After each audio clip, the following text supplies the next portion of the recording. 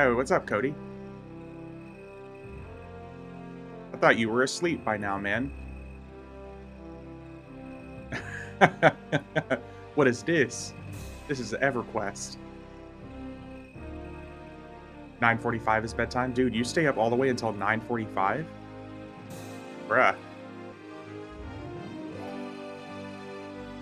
that's intense, man.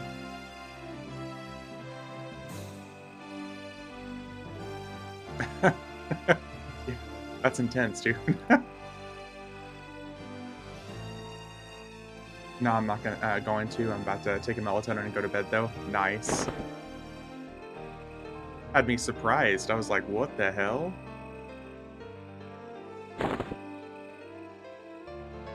Yeah, dude, Saturday morning gaming. Are you solo playing? Yeah. Yes, yes, yes. Yeah, on EverQuest, for the most part, I play solo.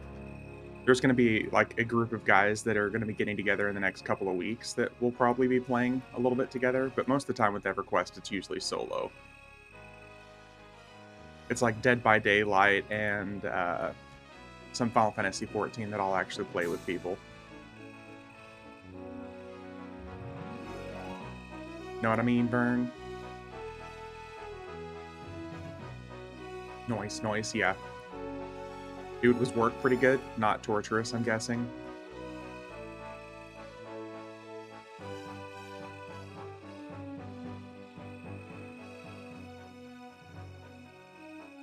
Because that always sounds like a not bad at all. Easy ER day. Hell yeah. Well, that's cool, man. I'm glad it actually wasn't too bad.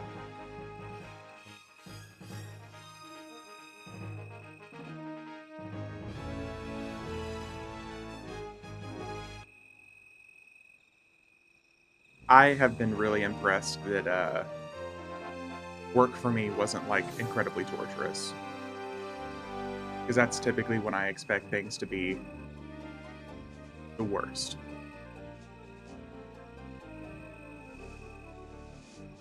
Need to ask Kelly about birthday stuff Sunday when she wakes up. Yeah, dude, it's all good. Like I said, I just thought we would try to plan something for him because I felt bad. Like I said, I mean, I kept asking him like, "Hey, do you want to do something?" And he's like, "No, I really don't care. It's okay." And and then suddenly yesterday when I was talking to him, I was like, "So are we doing something or nah?" And he was like, "Oh no, yeah, it'd be cool if we did something." I was like, "Ooh, why you no say something now?" Hey, what's going on elsewhere? Remind me again tonight to ask Kelly. Okay, sounds good. I'll see about asking David too if there's still something that he wants to do.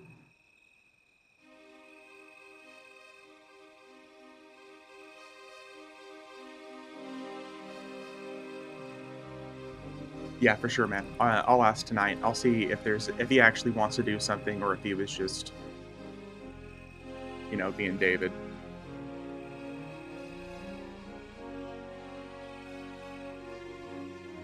Okay, we got our group set up here.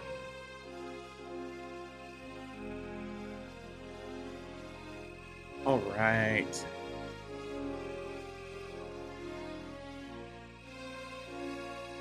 Enjoy the streaming, man. Bedtime. All right. Have a good one, dude. Sleep well before that. Wonderful work.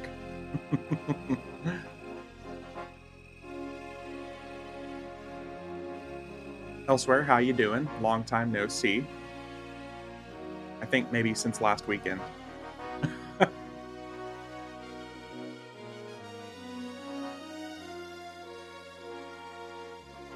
Been a while or feels like it. Yeah. I'm getting back into streaming again, like on a more regular basis. I was gonna stream last night, but I ended up playing some Dead by Daylight with some buddies.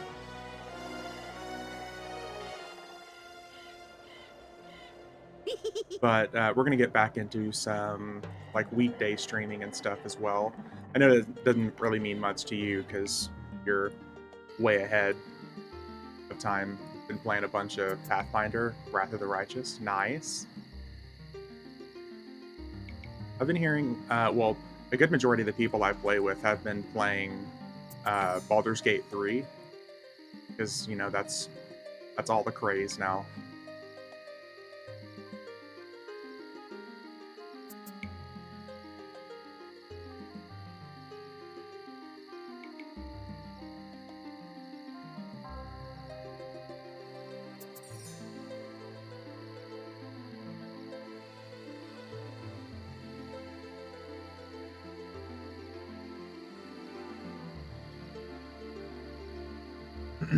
I've got things set up so we've got two sets of three characters. So once we do several things on these three characters, we're going to switch over to our other three characters and hit some of these things again.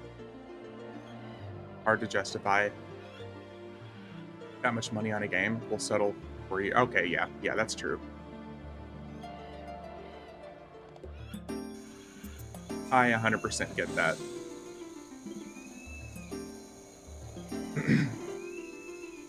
There are some games that I'll just drop the money on the game regardless, just because I know I'm going to end up getting to it eventually. But you're right. If you know you're not going to play it right off the bat, it's not a bad idea just to wait, get it on a discount.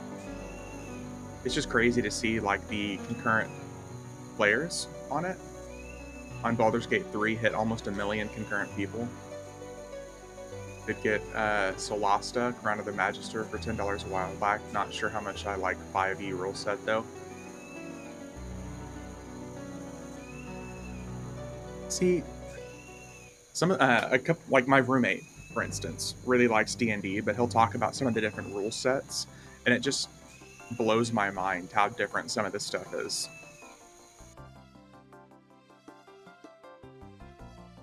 Like, I didn't really think the rule sets were all that different. I thought that they would be like, for instance, kind of update patches for games where they're just barely, a little different. But some of the rule sets seem pretty different. But I can't give you any instances of what everything is. I've just heard stories about how different some of the stuff is.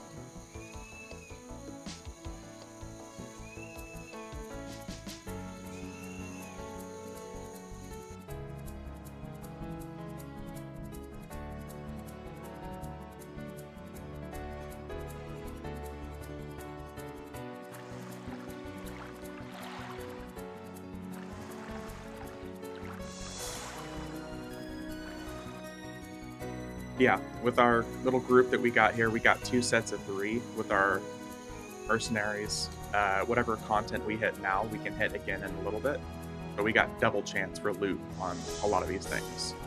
Pathfinder 3 was 3.5, which they splintered off into their own thing. 4E was a different thing altogether, but 5E is different again, but much more streamlined, with my jury's still out on it. Okay.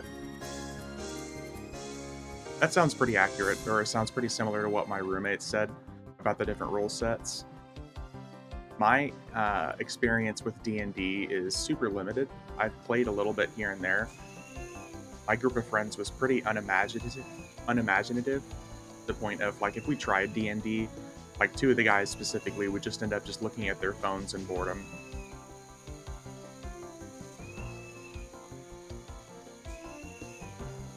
Some people are super into it, some people just don't have much imagination behind it. They gotta have their hands on a controller or a keyboard to really understand what's happening.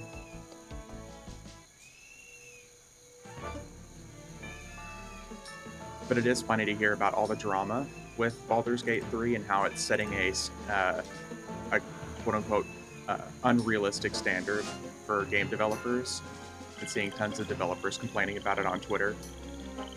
My problem with D&D in general is the whole fight, rest does not translate from laptop to video game. Oh, that's true, yeah. The closest to it, I felt like, was kind of like EverQuest back in the day. You'd fight, and then you'd literally spend 10 minutes resting. Which in game time was like almost a full day standard.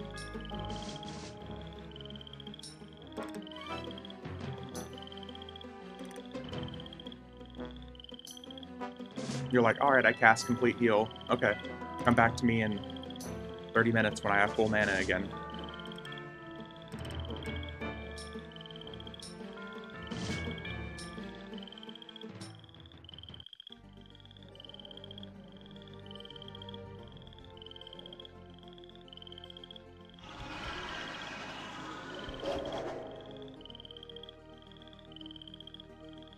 But honestly, I'm typically of the mindset these days with video games, I'm happy that that's not really a thing, at least for the games that I play. In TT, you could maybe have 2 to 3 encounters in a 3-hour play session. In a video game, you'll have maybe 2 of those 3 encounters in 10 minutes. Yeah, yeah, which is way more my pace. It's not that I get bored easily, it's just that I typically don't have a whole lot of time to play video games, so if I can get something to, happen faster, I'll get more action.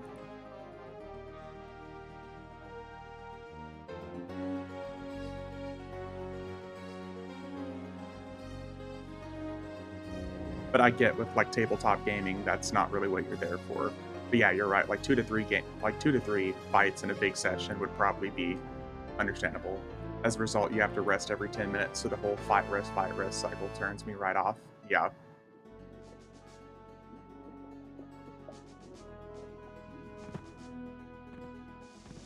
Tabletop gaming I always thought was really cool because as opposed to playing a video game, like you're seeing what you're seeing, you get no chance for like imagination.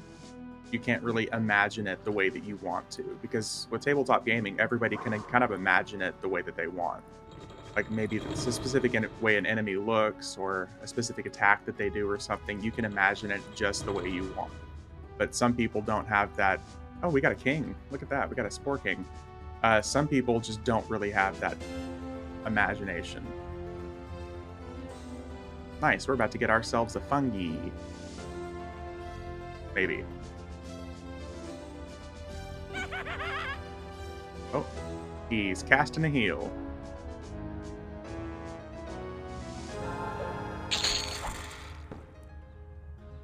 What do we get? What do we get? We got a fungus-covered tunic.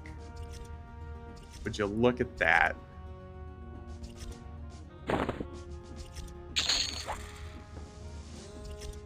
Okay, so that's awesome. This is already a good stream. First game which did it right was Dragon Age Origins, which was where essentially out of combat all abilities reset and refreshed. Okay, so Dragon Age games I fell in love with. I love Dragon Age games. I'm genuinely excited for Dragon Age 4 because Dragon Age Origins, Dragon Age 2, Dragon Age Inquisition, those games I spent a lot of time on. Like for instance, I own like Dragon Age Inquisition on like 3 different platforms.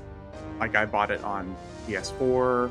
I own it on PS5. I bought it several times for PC, like the Game of the Year edition. I thought those games were just fucking phenomenal. So I will definitely be playing whatever Dragon Age comes next.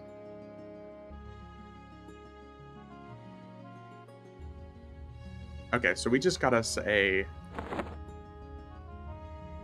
tunic here. Fungus-covered scale tunic, which is badass. I can't believe the king was actually up for once.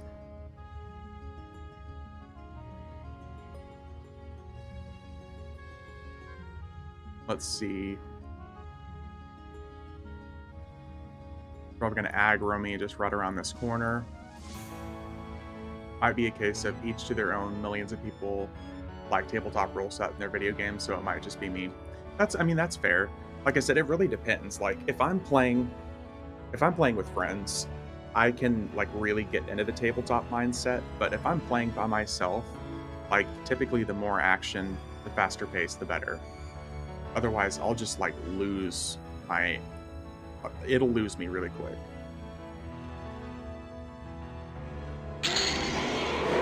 Like a lot of games will lose me super quick if it's really slow paced. I just have to be in a certain mindset. If I'm like in a mindset of like, yeah, slow, story, awesome, stuff like that, then, ooh, hey, nice, we got a Beast Lord tunic.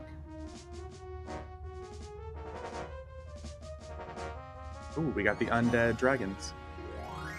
Nice. Or somebody can end up using those.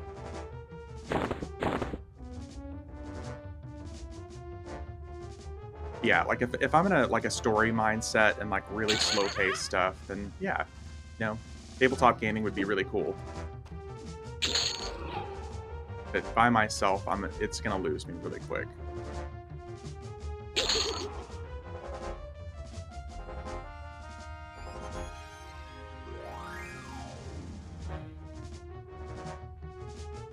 Okay, so that was a pretty good little loot haul. We got a fungi, Beast Lord tunic. So let's go hit Plane of Fear next. Like I said, everything that we're doing today, we can hit twice. I've specifically got my group set up, so I've got 2 sets of 3 with 3 mercenaries. So if something doesn't particularly drop good loot, we can try it again on our other group.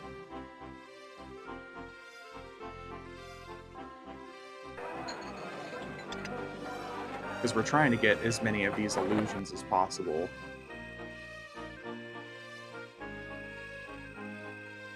So today should be a nice, decent stream. I would be down to stream like 6 hours. Next step equals spreadsheet of characters per rotation. See, if I was smart, I would do it like every 3 or 4 days. So there's constantly something cool for me to stream, like during the week. It's just most of the time I can't convince myself to play EverQuest in the middle of the week. There's lots of times whenever I get home where I only have like an hour to myself. And I'm like, man, you know what would be awesome? Doing nothing. Instead, most of the time, I'll like leave it for weekends, like weekend streams.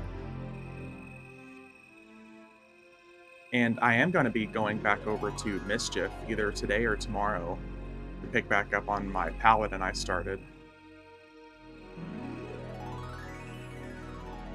Because Mischief Gaming is going to be, it's pretty fun. It just seems very top heavy right now. I was hoping to find groups to play with during the week, but every time I signed into Mischief, there was like nobody around my level range. This is like the main problem with lots of EverQuest servers right now, because a lot of the people who play EverQuest seem to really be into games like Baldur's Gate 3, so it was very empty this whole week. I was like, ah, shit, I picked a perfect time to try to switch over to another server.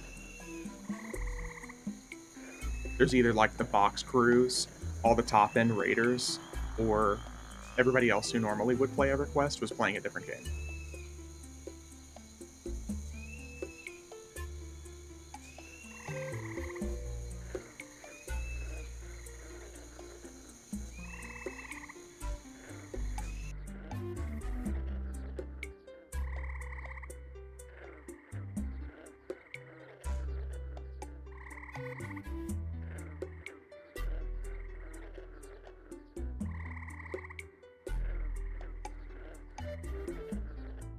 But it has been really nice getting back into some EverQuest gaming. Had a nice little, I want to say month and a half, 2-month break. I see that after being the hottest thing for all of 10 minutes, Diablo 4 is now all but forgotten and everybody has moved on to something else. Diablo 4, Blizzard pretty much shit the bed. Like, I'm not one to typically pay attention to like kind of toxic drama, but they really shit the bed with Diablo 4. I bought the game and I was really excited to play it because I spent hours upon days upon weeks playing Diablo 3. Like, that's another game that I own on like 4 different platforms. I own it on Switch, PlayStation, PC. I loved Diablo 3, but Diablo 4, I can't put my finger on it. I'm not really invested in the story. The loot, it didn't really feel like loot was dropping like it should in Diablo 3. And they keep nerfing things. My YouTube feed was nothing but D4 videos for about 10 days straight, and now nothing. Yeah, everybody's moved on. The only time I see like the numbers peak with Diablo are when Asmongold is playing. And he'll jump at like, 13, 14,000 viewers, and he'll do a hot take video about it, and he'll go on and play something fun instead.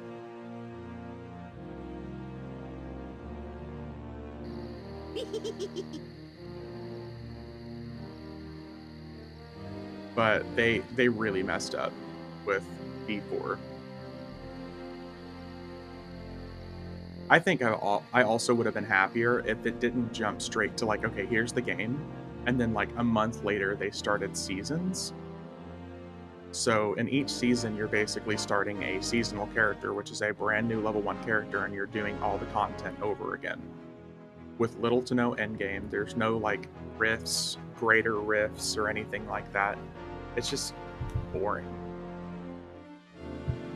in my opinion. The big thing that puts me off is mobs scaling to your level regardless of where you were, so you always felt like you were behind the curve. Yeah, I hate that. I hate when games do stuff like that. The only game I've seen that I really enjoyed that with was Elder Scrolls Online. Elder Scrolls Online did a really good job because no matter where you were, you still felt powerful.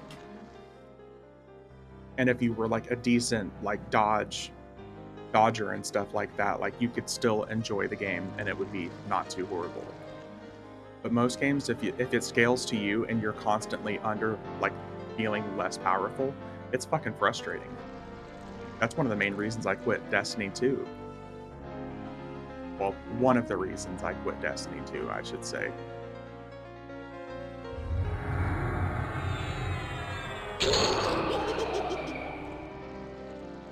Definitely one of the reasons why I quit Destiny 2.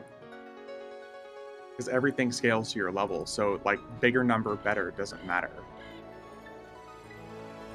It's like, okay, so now I'm power level 1600, and this one specific Vandal or Dreg that I'm fighting does the same damage to me that they did at power level 900. That's why I like games like EverQuest. EverQuest, WoW, and Final Fantasy XIV do the scaling so well. So if you want to do old content, you can just absolutely destroy it. Especially like if the game's been out for 6 years, you should have no problem going back to the year 1 stuff and just completely destroying it. But in some other games, like it's not the same. But yeah, like I said, that's one reason I really liked Diablo 3, because like the numbers got higher and higher and you did better and better. And before you know it, you're doing, Torment level 13, a Greater Rift dungeon of 200, and you're hitting for 13 billion damage. I know it's ridiculous and insane numbers, but it felt satisfying. And if a game can't give me a satisfying feeling, I'm going to play something else.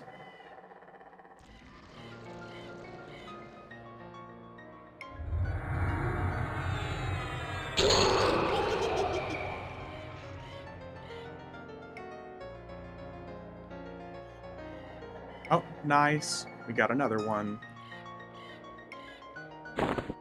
Add it to the pile here. So that makes 8 AONs, 3 Circle of Disguise. Gaming has always been about matching ability with difficulty, and if you can't do it the way you want to and it's forced upon you, it misses the mark. It feels like putting a 7-year-old who wants a Sunday afternoon scroll outside Usain Bolt in a race. That's a really good way of putting it. Like, yeah. Well, number one, I've never been a fan of a game forcing me to play a certain way, and I'm going to use Destiny 2 as an example for that again, because they had what were called bounties that you could pick up, but the bounties constantly made you play certain ways that are different than what you normally play. Like, they made a weapon type called sidearms, I want to say like 6 years ago in Destiny 2, and they're the most piss-poor excuse for a fucking weapon in the game. Like, sidearms were always supposed to be like a third type of weapon that you can use, but instead it replaces either your primary or your special. So they naturally feel weaker. So all the bounties they gave you constantly had like, oh, go kill 15 enemies with headshots and with a sidearm. And it would piss me off because now I'm getting less experience than everybody else not doing the bounty because I don't want to play with the piss-poor fucking weapon type. That's like the best way I can think of describing it.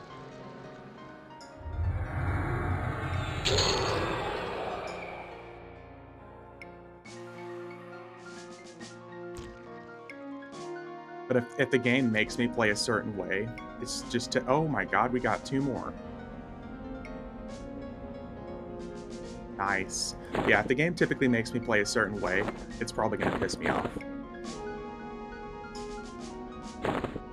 Oh, what a nice little run. Now we got 10 of those. Wood trunk. I guess I could take that too. Wouldn't be bad for an alt. Nice. So so far we've got a fungus covered scale tunic and then 3 more AONs.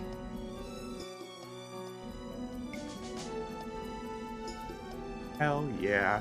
Good job. There are so many games on the market. Everyone can pick and choose, ignoring what doesn't work for you. Yeah.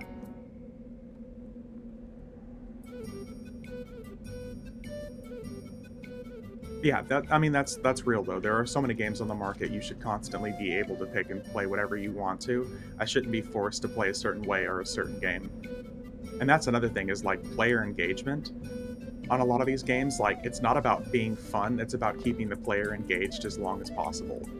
That's why I like games like EverQuest. If I want to hop in and stab some gods in the ass and take their loot and be done for the day, that's awesome. I'm not encouraged to spend 30 hours a week playing content that's not fun, but it keeps players engaged.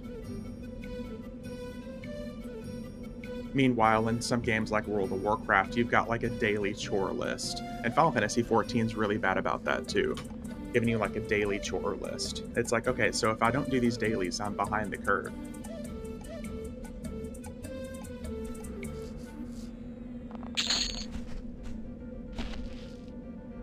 All right, what did we get? What did we get? Aw, come on, don't give me 2 of the same thing when they're lore.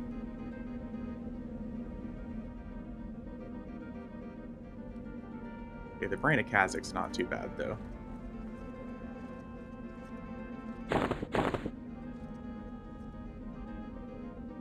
Nice. Okay, so we're done here.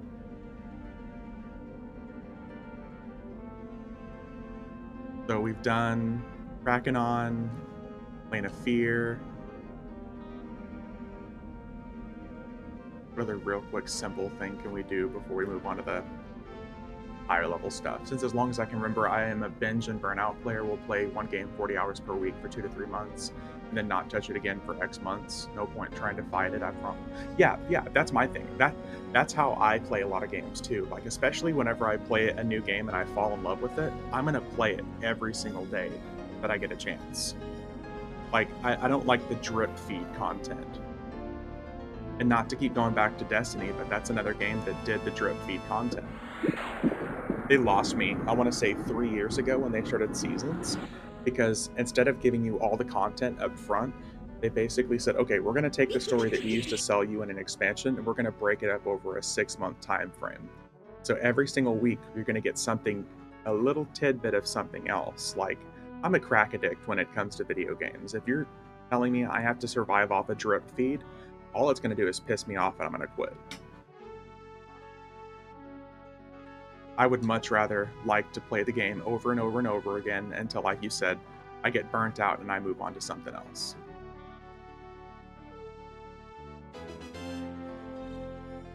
If you try to drip feed me, it's just going to really frustrate me. Sounds like playing chess, but not getting all your pieces at this. Yeah, like, yeah. Yeah, that's another really good way of putting it. It's literally just like, okay, you're playing chess, but here's two things. Come back in a week. We'll get you another one.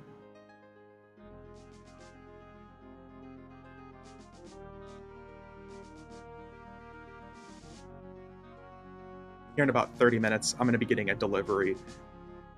I'll have to take a real quick, like 5-minute break. But we're good for now. Okay, so let's go. We want to go kill Tunair right now.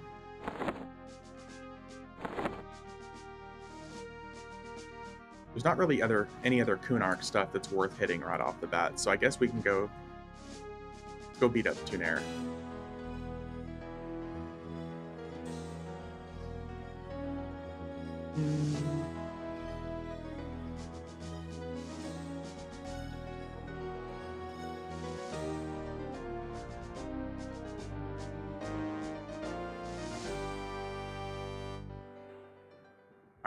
to Awakening Lands.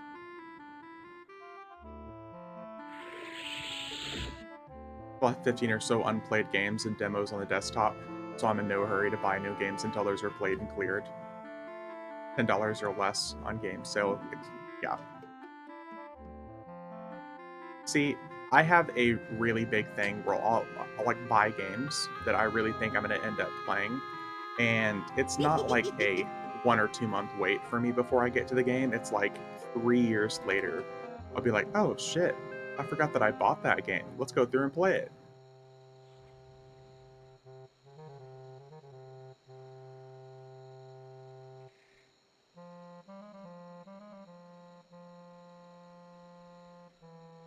I think my record is 4 years. Yeah, that sounds about right.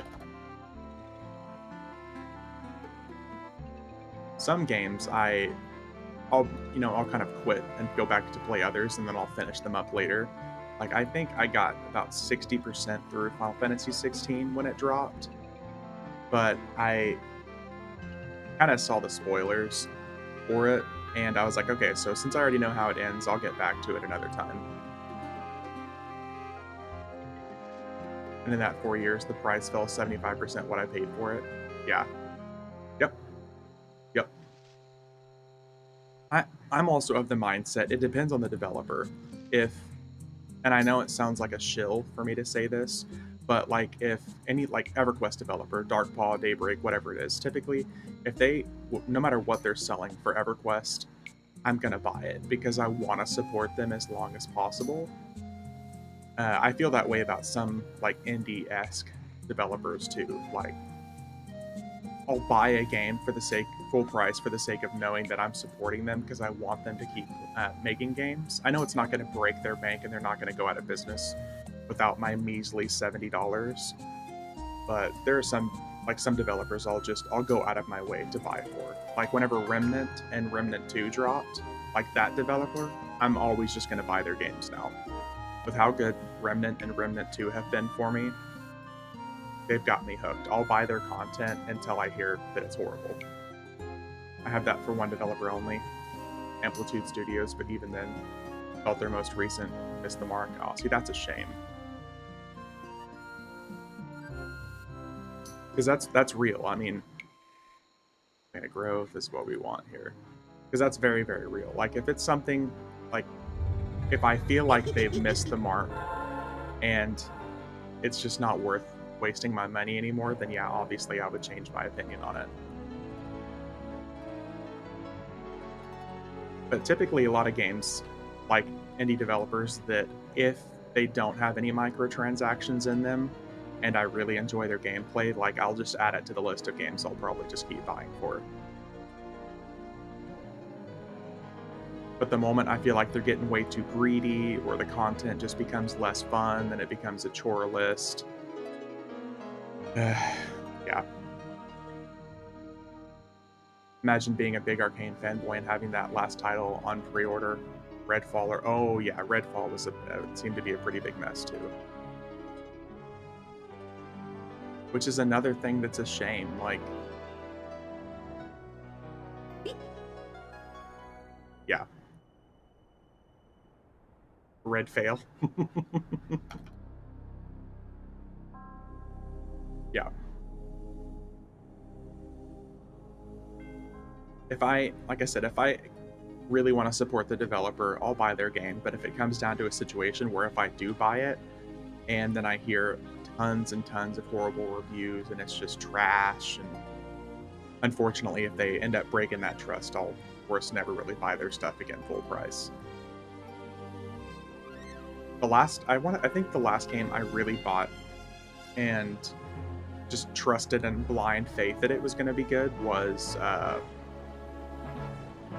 what was that game where you were traveling to different worlds? It was all space travel, and they kept on talking about how each world was like randomly generated and all this stuff. Like, God, it came out years ago. No Man's Sky, yeah, that was the last game that I bought just out of blind faith and expected it to be good, but it turned out to be trash.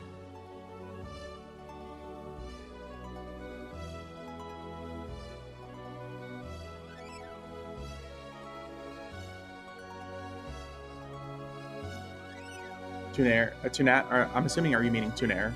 Always drops the best weapons, recommended 51 or similar. Are you making fun of how I spelled tunate? I will not be judged in my mistype.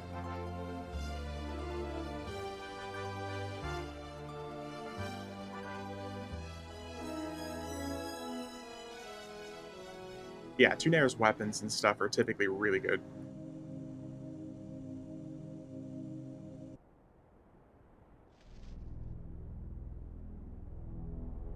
Let's get some higher energy music. Tunate, tunate, tunate. Ah, that's Phil Collins.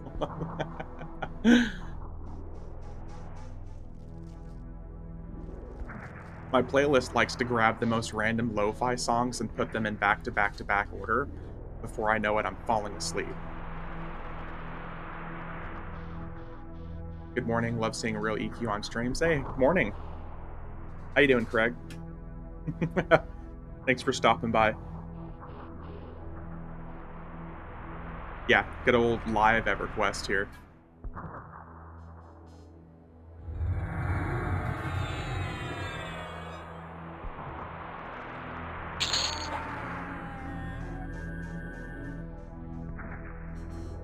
This sounded like music from a Russian funeral merged with the rock Top Gun training montage. See, this is like what happens whenever I find an artist that makes like metal renditions of Dragon Ball Super music. Anything that's like Dragon Ball Z, Dragon Ball Super-esque, I'll instantly just add it to my playlist.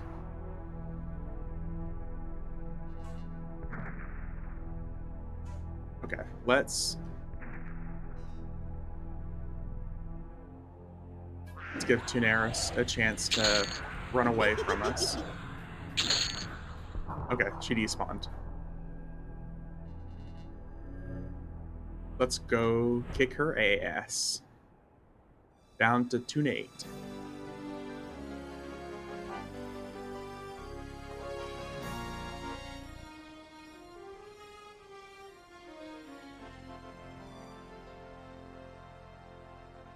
There she is. Any bets on what she's gonna drop this time? I bet we're gonna get another Fist of Nature. Gonna get another one of those 5 mana regen offhanders. Bet we're gonna get an Enchanter chest piece. Oh god. Not sure about her loot pool, but the weapons are always good. Yeah. Oh, okay. We got a dagger. Dude, that used to be like one of the best daggers in the game. Oh, naturally, we got the Petrified Sword. Sap-encrusted branch.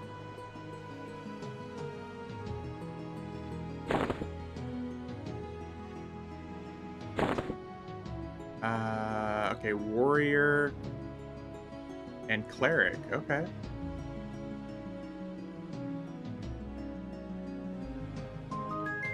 I'm just running in circles so everything doesn't start swarming me.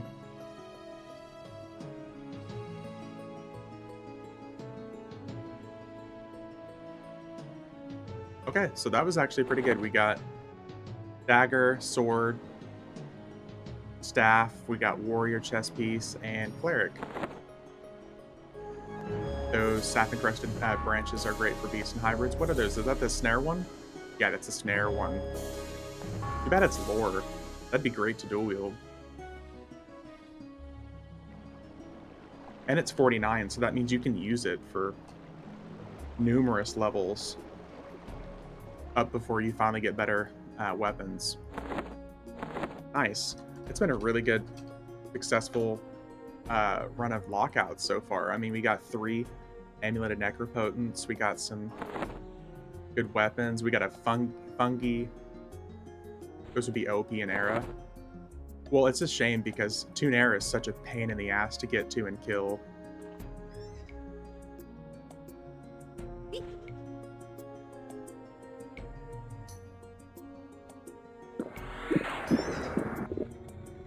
seriously?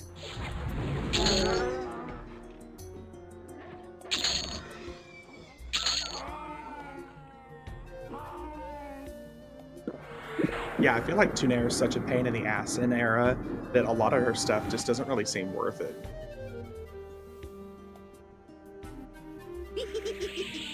But I could be wrong, though. I feel like the raid time is cut down on TLPs now for Tunair raids, closer to 4 hours rather than like 8. Jesus. I mean, I guess that's better. There are some things I feel like they're great whenever you can kill it with an overpowered character. But up until that point, it just seems like the effort is unnecessary.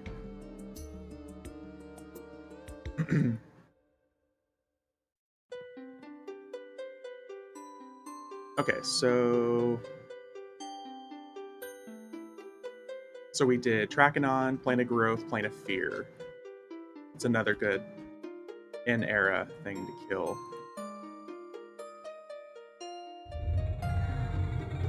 Do a day's work and get a day's pay, or sit and kill a raid boss for 8 hours. Tough choice.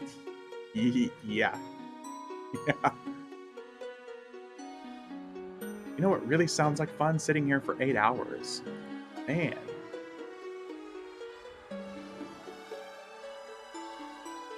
Raid boss is 5 minutes. It's the clear that is 8 hours. Yeah, exactly. Yeah, you're killing a bajillion ads.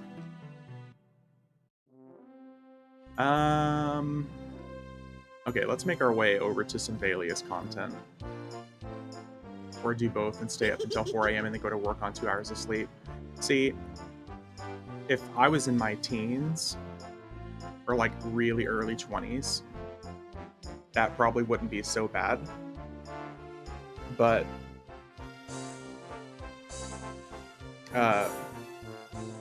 the employees I work with can tell if I've got like less than 7 hours of sleep, because I literally just have I have a natural resting bitch face, and if I have less than like 8 hours of sleep, 6.5, 7 hours of sleep or less, like they can just look on my face and tell that it's not a good time to approach me. And it doesn't happen often.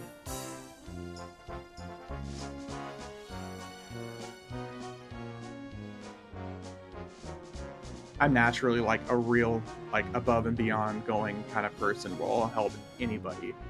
But if I'm low on sleep, it's not a good time. I did it once, vowed never to do it again, as I have jobs where you need to concentrate. Yeah, exactly. Like I have a very high energy required job. Everything I'm doing, like every 5 minutes or so, requires concentration, focus.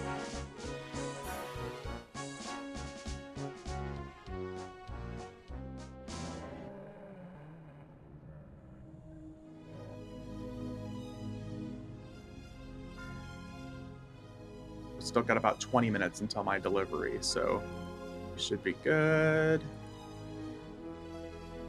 Go beat up Ugly Dwarf Man.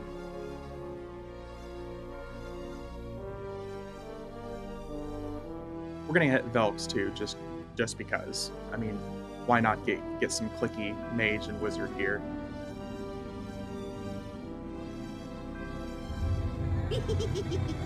And I apologize if you occasionally hear like thunder and lightning. It's like randomly starting to storm.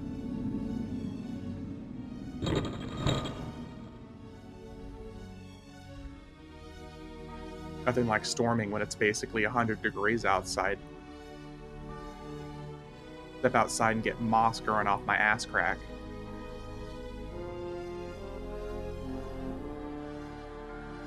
I mean, look at that guy. Have you ever seen someone more lovable? And then you got this dude who's clearly seen some shit.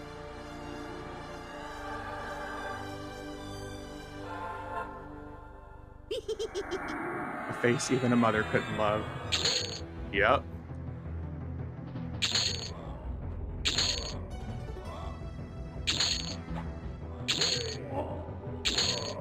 Haha, no banishing for you. Got the crown. I guess that used to be good back in the day. Ring of Winter.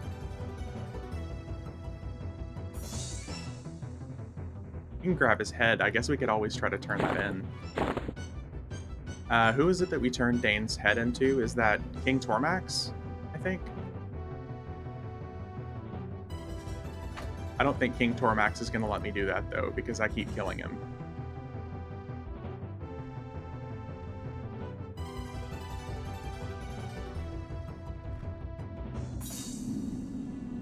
The only faction I actually worked up at one point was the Dragons, but then I remember they dropped the best loot and I have to go kill them, too.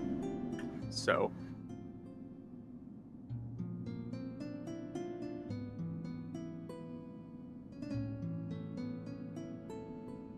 They announced a new season for Diablo 3 yesterday. Let's see how many D4 players revert back to Dude, I'm going to be one of those people if that's the case.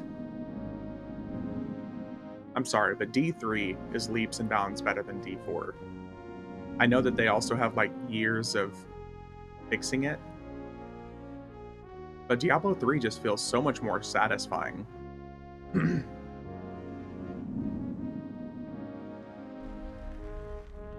I naturally played a rogue on D4, so it was like really dodging and engaging, and it was a lot of fun.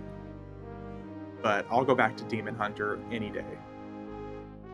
Get me dual-wielding crossbows, and I'll be fucking raining arrows from above. Time or PvP content worth the time? Oh yeah, Craig.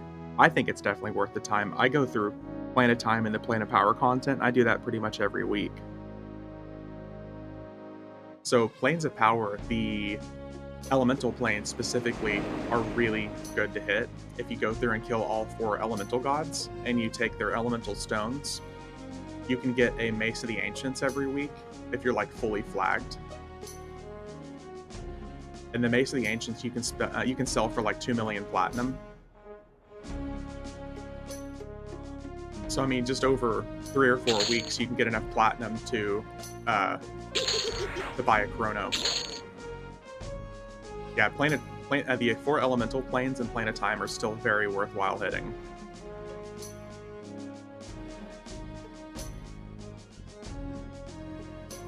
I guess it also depends on what your perspective of worthwhile is.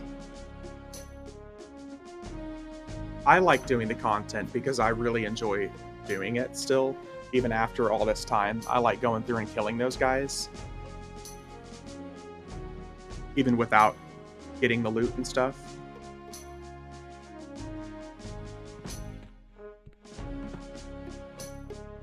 But again, that's me. I know some people don't think it's worthwhile.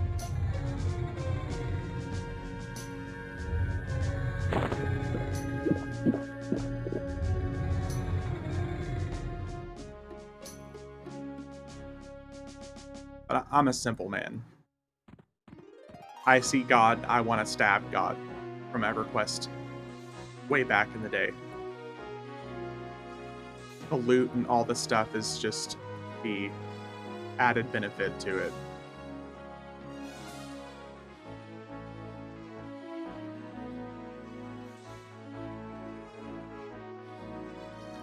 I see illusion, must buy illusion. Dude, that's right.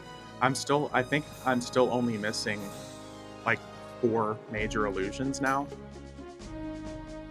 And I'm gonna get them eventually. One is just gonna cost me, or I guess 2 are gonna cost me way more money than I want to spend. But I'm pretty well caught up on basically having almost all of them now. All the visages and all that good stuff.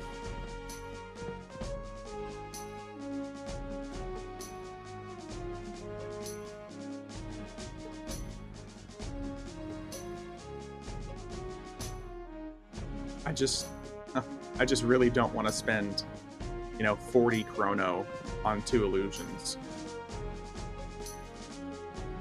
20 for the dragon and 20 for the death fist. I'm all about a man, being a man making bad financial decisions, but I don't know about that financially irresponsible.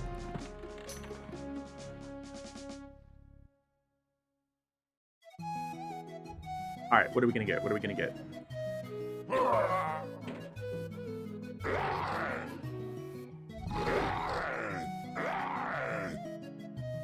All right, so we got okay, necromancer clicky. Okay, another necromancer clicky.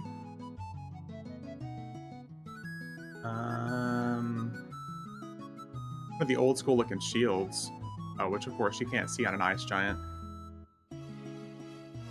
And this book, that's actually still a pretty good twink item.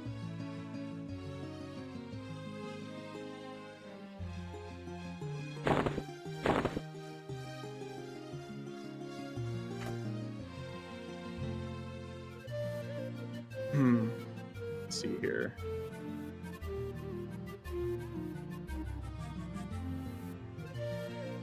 No Lord Bob. Good old Lord Bob. Nah, I don't normally kill Lord Bob. That name still cracks me up. I think he's like one of the most hilarious, like talked about names. I think that there are some like nicknames you can talk about with EverQuest, and basically the entire fan base will know who you're referring to.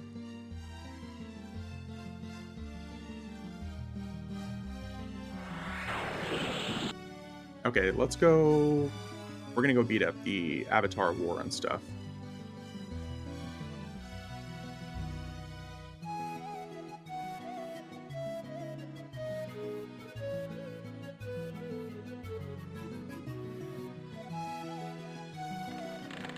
Let's click off our little illusion here so we can wear our mount on.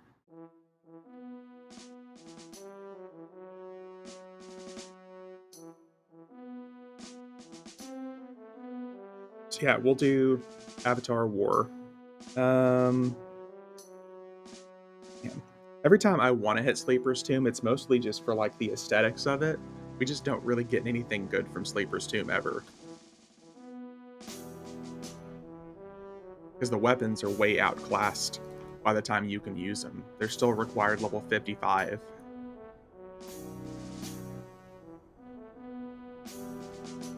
And there's better ratio Defiant weapons these days.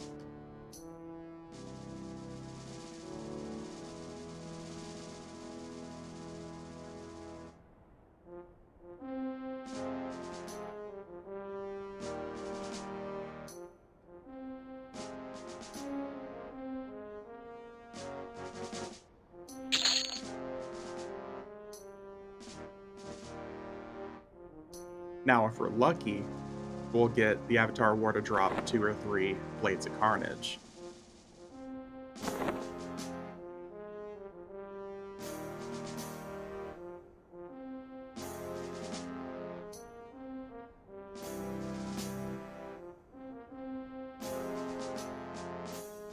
And like I said earlier, since I've got my 2 sets of 3 characters here, we can actually do some of this content twice. So more than likely, we're going to hit like Plane of Fear twice. We're going to hit probably Vexthal twice, because I want to get a couple more of these illusions. Definitely Plane of Fear twice. Get us some more illusions we can stack up. Going for a laid down snooze. We'll leave your audio running in the background for Radio V. Hell yeah, I appreciate it, man. As always elsewhere, I appreciate you stopping by.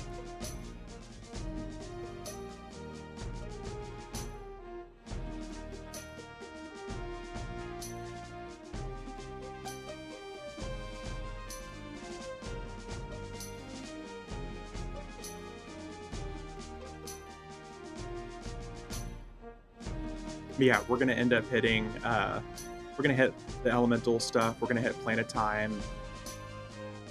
We're gonna work our way up the chain, probably up to Dragons of Norath stuff today, depending on time frame and how things work out. So realistically, we could be here for 6 or 7 hours. Love seeing that. Hell yeah.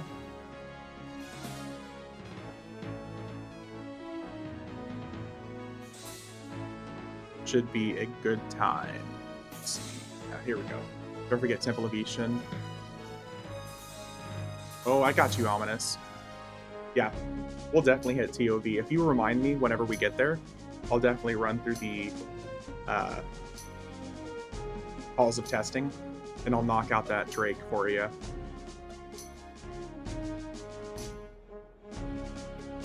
Because I'm still trying to get a leather bracer so I can make the woven brass bracelet for druids, get a level 1 Drones of Doom bracelet for a druid, and then I'm going to do a little solo adventure on my druid pretty soon. Because with that bracer alone, you can power level yourself from like 1 to 30 super easily.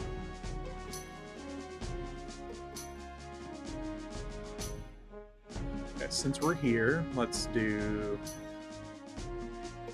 What illusion do we want to do?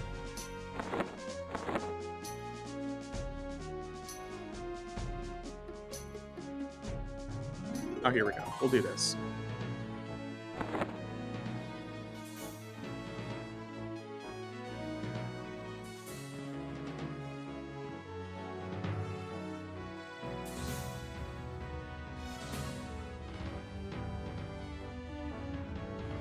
What'd you kill already? Was late. We've done Plane of Fear, Trachanon, Plane of Growth, Dane, Frostreaver, and Velcator the Sorcerer. But don't worry about missing men. I've got a whole set of 3 other characters that we can run through and do this content again on.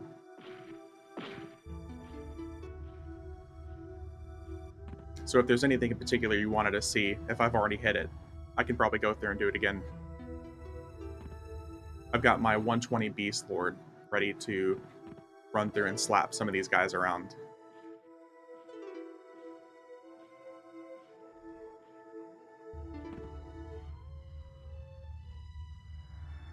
I remember being on test server and a dude played on FE, copied over test, would have a full set of EP molds. He would just recopy for new guildies to twink with. Oh my god. Hey, I heard some crazy stories about what people used to do on test back in the day. And I support it. Like, shit like that, I'm all for it. If the game lets you... Oop, hit my microphone. If the game lets you kind of play the system like that, then I'm all for it.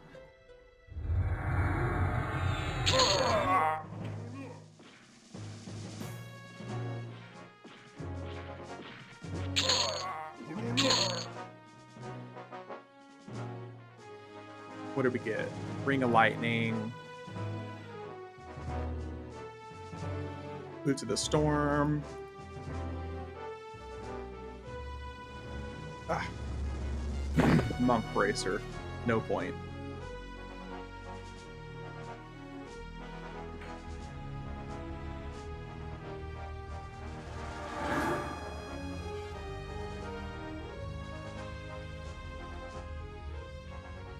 So Avatar War, like I said, fingers are crossed to get at least 1 Bladed Carnage, but it'd be cool if we got 2 or 3.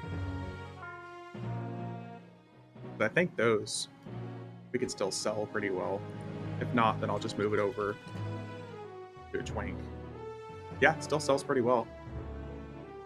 I mean, I don't know about the 2 millions and the ones over 1 million. There seem like people trying to jack up the price. But, you know, 300,000-400,000. I'll take that.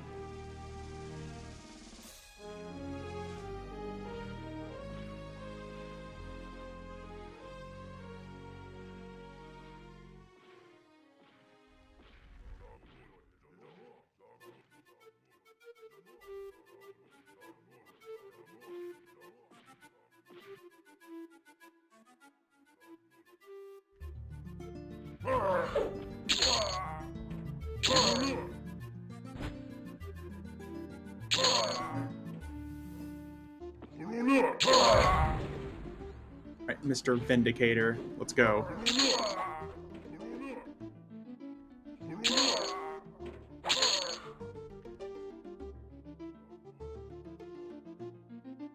Let me check on my delivery real quick. There.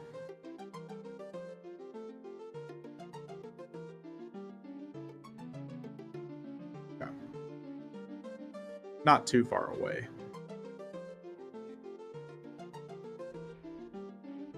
You know, I'm not really seeing anybody sell anything. Oh, I'm not part of the general chat, that's why.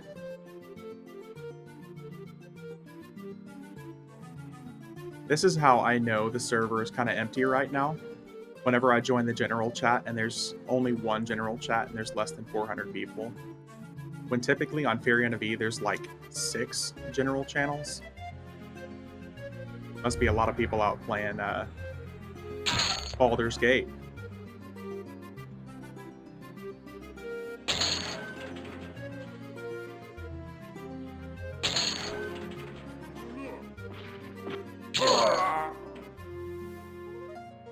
Let's see here. Did you just one-shot statue? Yes, I did. Yeah, I hit him, backstabbed him for about 400,000. We got a Swift Blade. Nice. Eroded.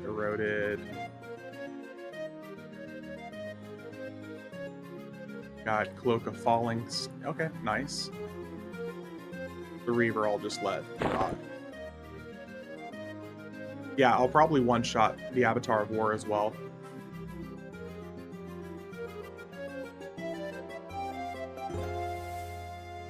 Considering, yeah, it's pretty good drops. The Swift Blade is always going to be like a fan favorite of mine, even though damage delay ratio really isn't that good these days. But yeah, statue has about 200k on P99 green. Yep. It's slowable, but our guild got it today. Hell yeah. See, I like watching the P99 stuff because there's still full raids of people hitting this content. Avatar was nuts. Avatar is still insane. Avatar on live can still take it can still take like 385 characters. Like I'll take 3 level 85 characters and 3 mercenaries, and Avatar still takes a little bit of time to kill. But I mean, considering I'm level 120, most of these guys, it's just a single hit backstab at this point. Statue was engaged within 95 seconds of spawn. 1 second chains suck. Yeah, I kind of miss those times though. They're insane. Like imagine having like 15 to 20 people like communicating, doing a chain. A whole straight raid force running out. Yeah. Those were good times. Let's see here. See, Avatar War is still killed pretty consistently here in open world on Firiona Vie. 150 players in the zone. Jesus.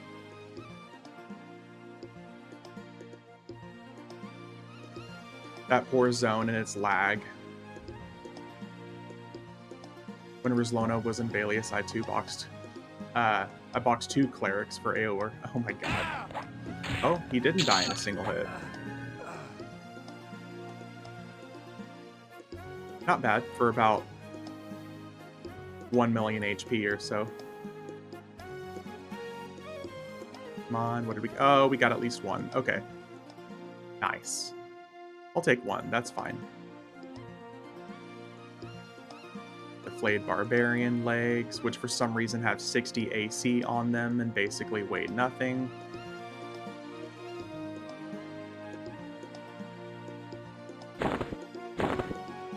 I'm happy with that. We got 1 BOC. That's still a good run. We got 2 Barbarian Mask and a Ring of Destruction. See, I'm sure there's people that still love getting the Illusion Masks on P99. Because I'm sure those are rare. Because, like, for perspective, on Live EverQuest, you can literally get your own instance. And you can do it whenever you want, basically. But on P99, since there's only open world, you're all competing constantly every 7 days for something. What a day for monks and kale. Yeah. every five. Oh, it's 5 days. Okay. 5 days for statue. That's fair.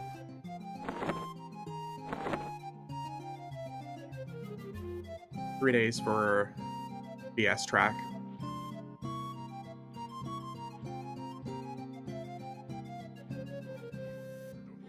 Three days for mini fear golems too. Hey, what's going on, Power Walk? 7 days for Temple of Ishin. See, I think that they've kind of like streamlined everything, at least on Live EverQuest. For the most part, all these events are almost all 6 days, 11 hours. But we have window variances.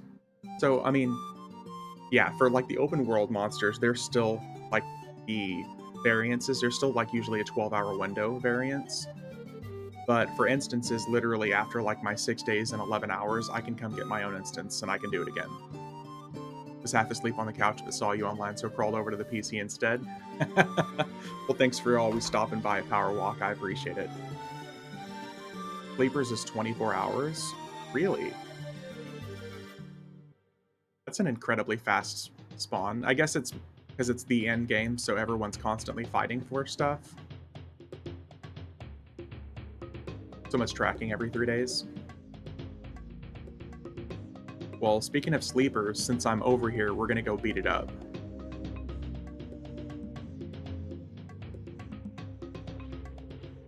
Sleeper golems equals 3 days, but the window variance is 24 hours. Ooh. So anywhere from 3 to 4 days. I guess it's because you can get drops like this, the AON. Which is why I run it all the time. That's why I have 10 extra AONs just sitting here. And we're gonna hit Plane of Fear again here in a little bit.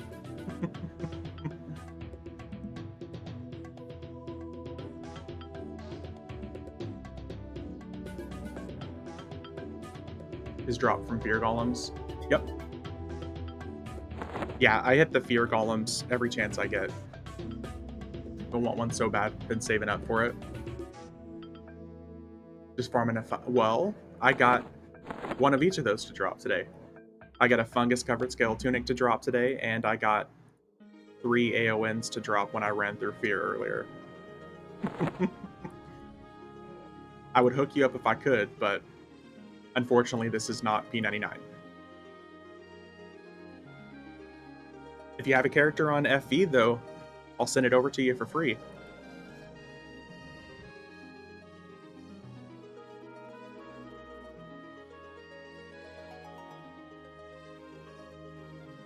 Got camp, got 3 back-to-back kings, never seen it before.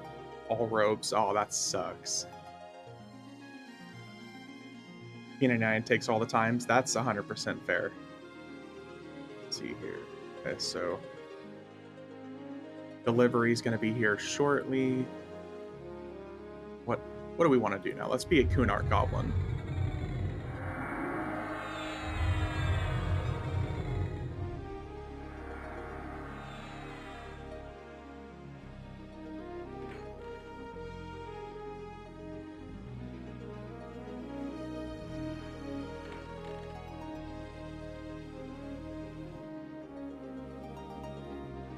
So we should get some pretty good stuff. Well, at least some decent stuff from here. I mean, the avatar weapons and stuff, they're really not useful anymore, but... Oh, dude, I wish it was the warders instead of the,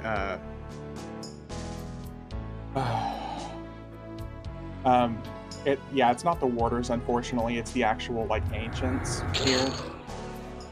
Because they made this like Sleeper's Tomb as opposed to Carafirm's Lair. Otherwise, I wish it was the Wardens. But we're gonna kill the dragons downstairs too. Yeah, we're gonna kill the dragons as well. So instead of like the gnome mask, we can get the dwarf mask.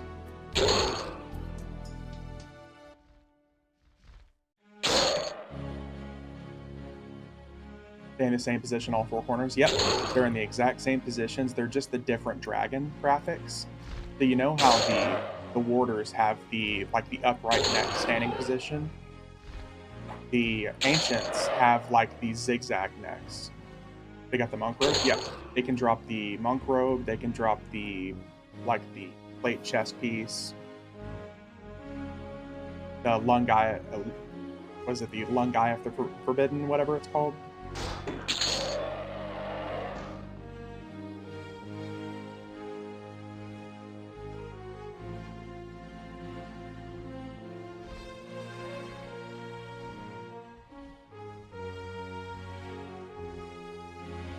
Yeah. So with the ancients, I don't really expect too much as far as drops are concerned. Thanks, Power Walk. I don't really expect too much as far as the drops are concerned, but they're still fun to kill.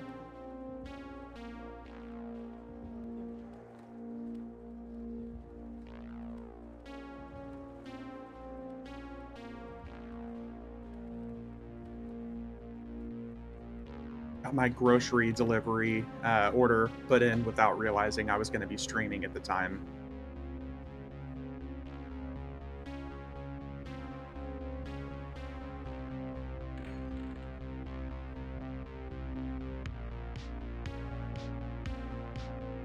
I've never been here. My guild never tried it back in the day, and I've only ever seen screenshots of the dragons and the sleeper itself. Oh, so I wasn't really playing EverQuest whenever Terra Firm's Lair was really a thing, but after Sleeper was awoken and they turned it into Sleeper's Tomb, and they removed the warders and gave us the ancients instead, that's whenever I tried coming through here back in the day, but I never really got to raid it when it was current endgame. I can imagine it would have been way more mysterious. There's a video, like one of the first YouTube videos I ever saw way back in the day of a guild doing it when it was current endgame content, and it had like this real, heavy German industrial, music video vibe to it. Back in the early 2000s when music videos were like a huge thing. Conquest, yeah. Back whenever music videos and stuff on YouTube were like the real thing. People doing Linkin Park and all that stuff. It was a band called Wumpscut, this German industrial band, and I thought it was the coolest thing ever. Yep, Wumpscut, yep. There were talks about us doing it, but the rotation of the server was already heavily contested, and ultimately we felt it wasn't worth our time. Yep. Yep. Yeah, dude, those were good times back in the day. Let's see here. Yeah, the daggers and stuff. A lot of these items aren't really worthwhile grabbing. I still have that video downloaded. Oh shit. Oh, and it's horrible because it's less than 240p as far as the quality is concerned. Because back then, I guess video recording on your computer and stuff wasn't super common, so the quality was horrible. Thanks for the follow, Wrinkles McGee. Nice. Nice name. Yeah, crazy times back in the day with EverQuest recording, because I remember even on my server at the time, the guild leader was really into recording videos and making music videos out of them.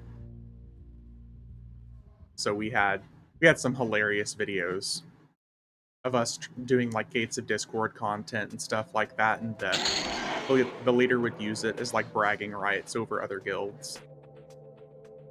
I'm having a weird issue where people's streams are just blacked out. I can hear but no video. Yeah, that's really weird. Yeah, that's really strange. Makes me wonder if maybe is your video card having issues? Maybe? I think it's an ad blocker thing. I don't know. I haven't. Maybe. I'm not really familiar with what. I know that, to be honest with you, Twitch has been really weird about updating ad blocker stuff, so I don't know. I shall return. Alright. Maybe you accidentally changed the settings. There is a setting for not having video play to avoid spoilers. Oh, that's cool. I didn't know that was a thing. Oh, here we go. We got this classic shield. Oh, of course, you can't see it as a goblin, but... Yeah, here we go. That sounds like it. Let's see here. Okay, so we got ancient prismatic fist wraps. We'll take those. We got the, yep, we got the chest piece for tanks. And yep, we got the lung guy of the forbidden.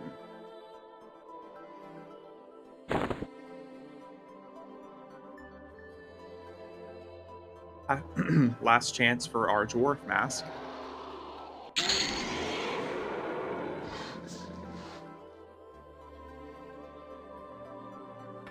Nope, no dwarf mask. That's such a cute shield. It should be bigger though.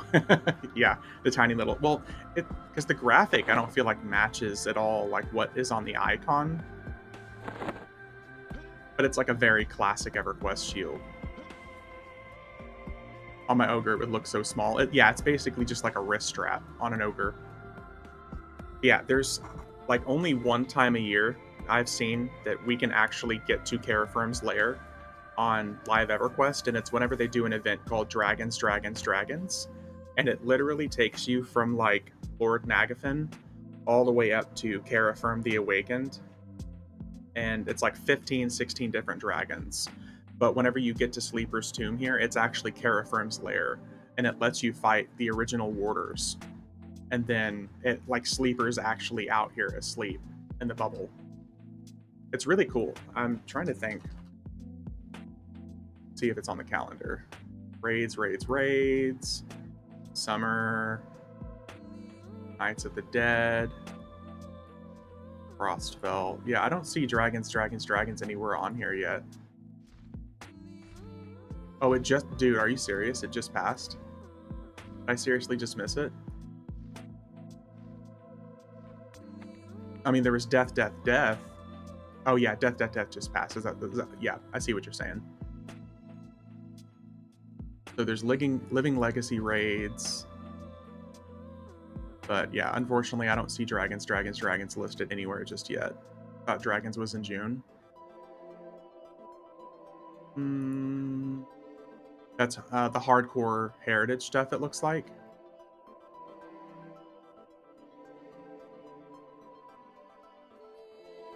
Yeah, I don't see Dragons, Dragons, Dragons listed. I feel like they normally just save it for like a content drought and drop it suddenly. Like I could see it maybe in September.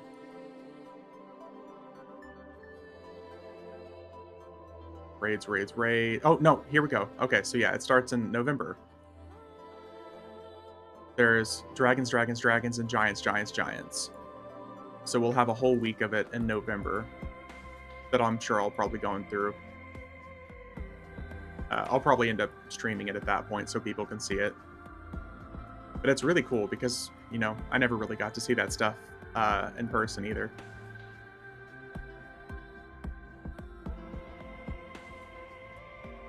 Okay, so let's get out of here.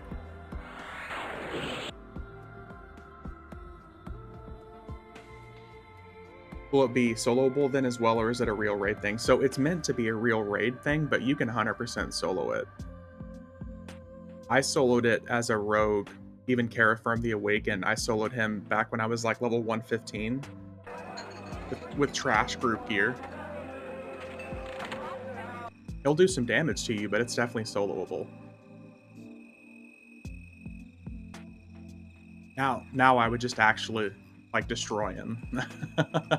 It wouldn't really be that much that difficult now.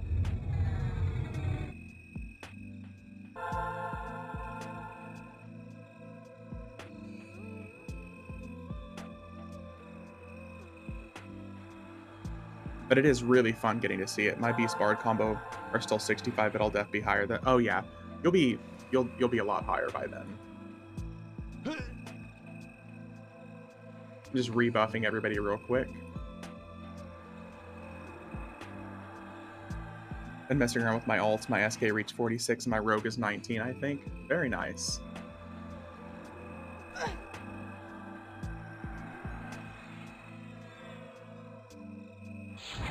Okay, so that was Sleepers. So we've done Growth, Sleepers, Vexthal, Ice, not Iceclad. Ice well, I think that's basically everything we can do in Valius, really. Fixed it, had to reset all my Chrome settings, which is super unfortunate, but yeah. Oh, so I wonder if it was an ad blocker that was causing it. Because I know Twitch has been like real heavy on trying to update ad blocker stuff. So like, because whenever I was using ad blocker just like a month or two ago, it kept on like giving me this weird thing where like ads would freeze. Yellonak, I could do Yellonak, but I really hate doing the maze to get to Yellonak. So I think we'll probably just skip Yellonak. Um, hmm. I think that we could probably move on to Luckland stuff now.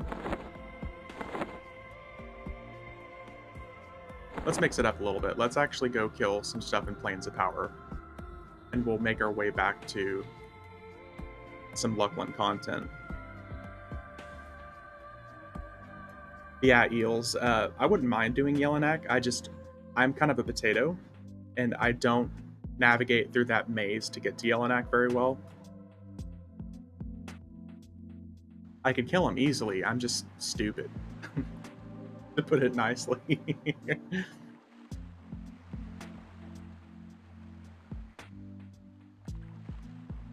And Yellonak, I feel, is a lot like what's his name? Uh, the dragon in Dragon Necropolis. Like, he can drop some decent stuff, but he's just so far out of the way, and he's the only thing that's really there worth doing, like worth killing, that we might just get like Klandakar. Yeah, either Klandakar or Zlandakar. I think it's Zlandakar, one of the two, but it's just so far out of the way. Oh no, I just completely forgot about Temple of Ishan.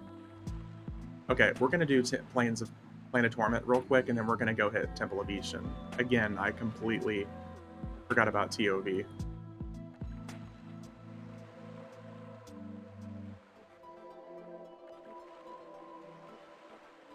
Yeah, so we're definitely gonna hit TOV.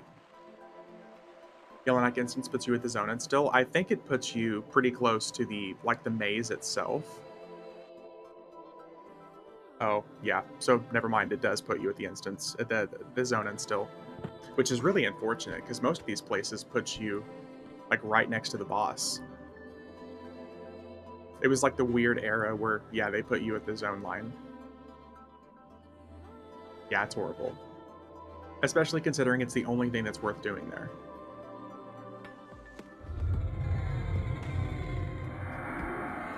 Putting these buffs back on real quick.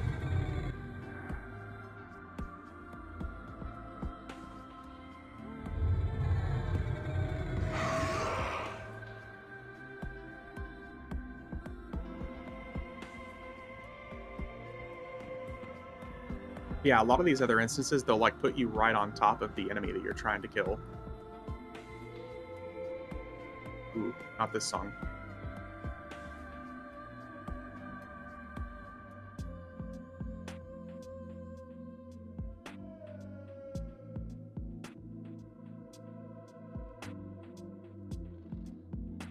Hey, what's going on, Pass? How you doing?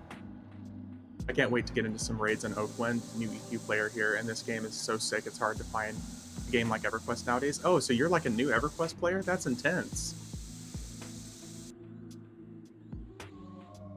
Oakland is another server I'm gonna 100% gonna be getting into in about a year and a half once a whole bunch of the bonuses have stacked up and the relaxed true box comes in.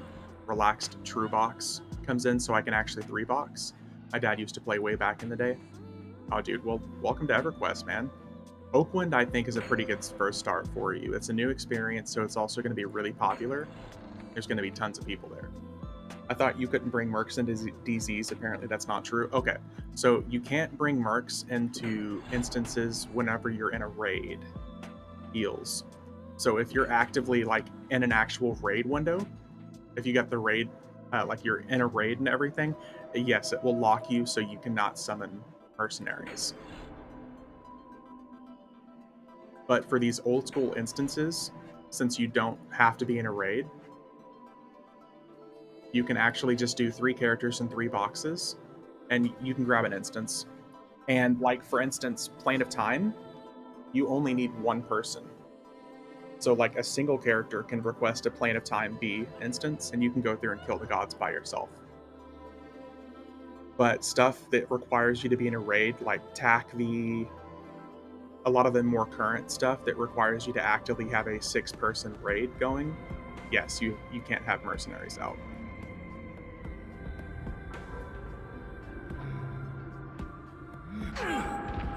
Ooh. We got Magician Orb. I've only seen that drop like once, I think. And we got the Twin Blade. Nice. Well, I was going to ask Elsewhere if he really wants that, because I'm sure he can use it, but I'll ask him once he's back from his nap. Yeah, Eels. You can. That's why with this setup currently, I've got 6 characters locked in, but I've got 3 characters and 3 mercenaries for each. So what I'm gonna do is, after I kill some of these things, I'm gonna go back through and kill them again on my other group. Can't you log tunes on, join group, and then log off till you get a full group and then request a raid? I think that still works, Pass. Strangely enough, I just got up, you ring. Okay, so I just got these twin blades to drop. I don't know if you want them elsewhere.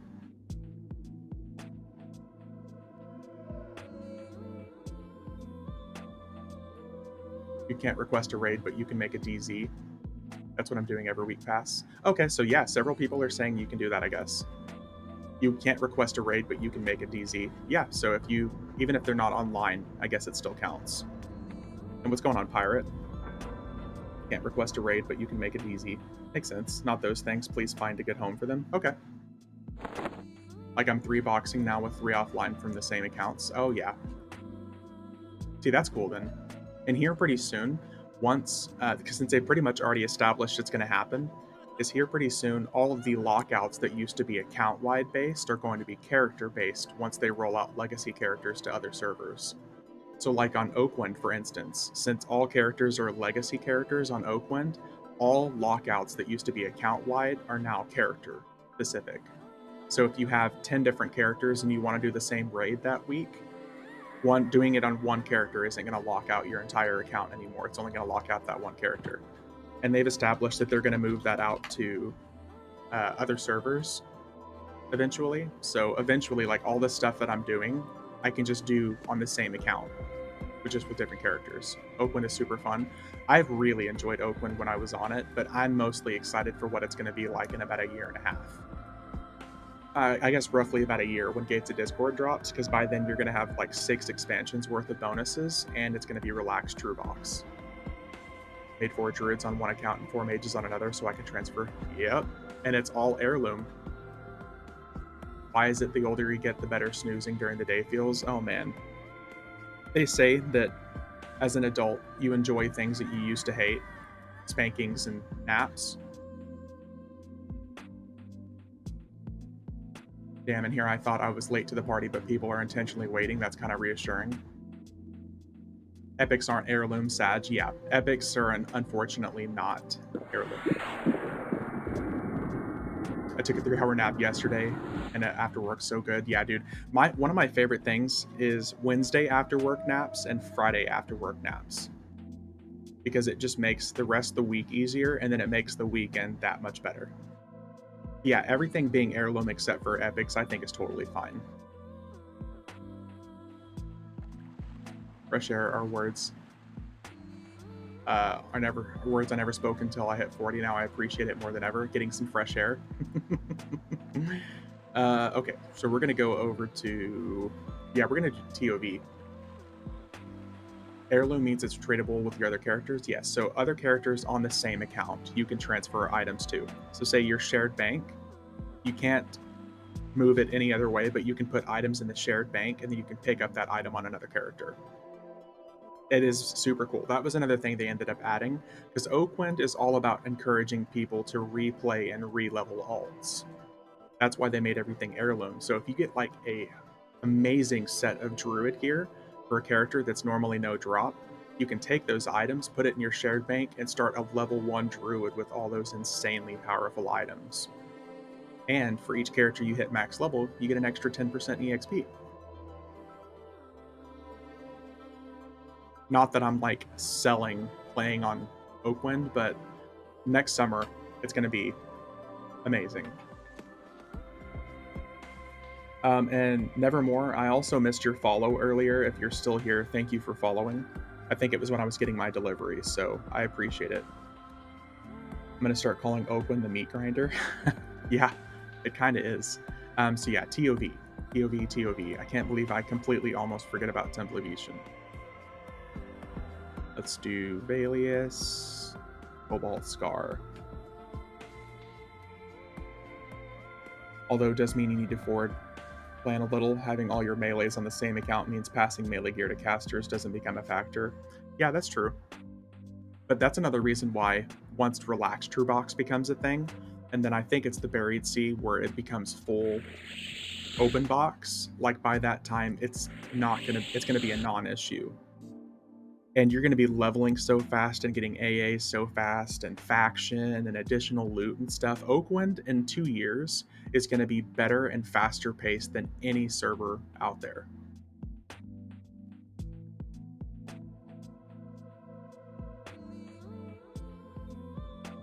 But it's also like for me personally, main reason I'm biding my time because is it a really cool server? Absolutely. But I want that extra. I mean, it depends on how Mischief runs later. Okay, well that's true, Eels. I mean, Mischief is still going to be super popular because it's double loot and it's chaos loot. And random loot, I agree, is phenomenal.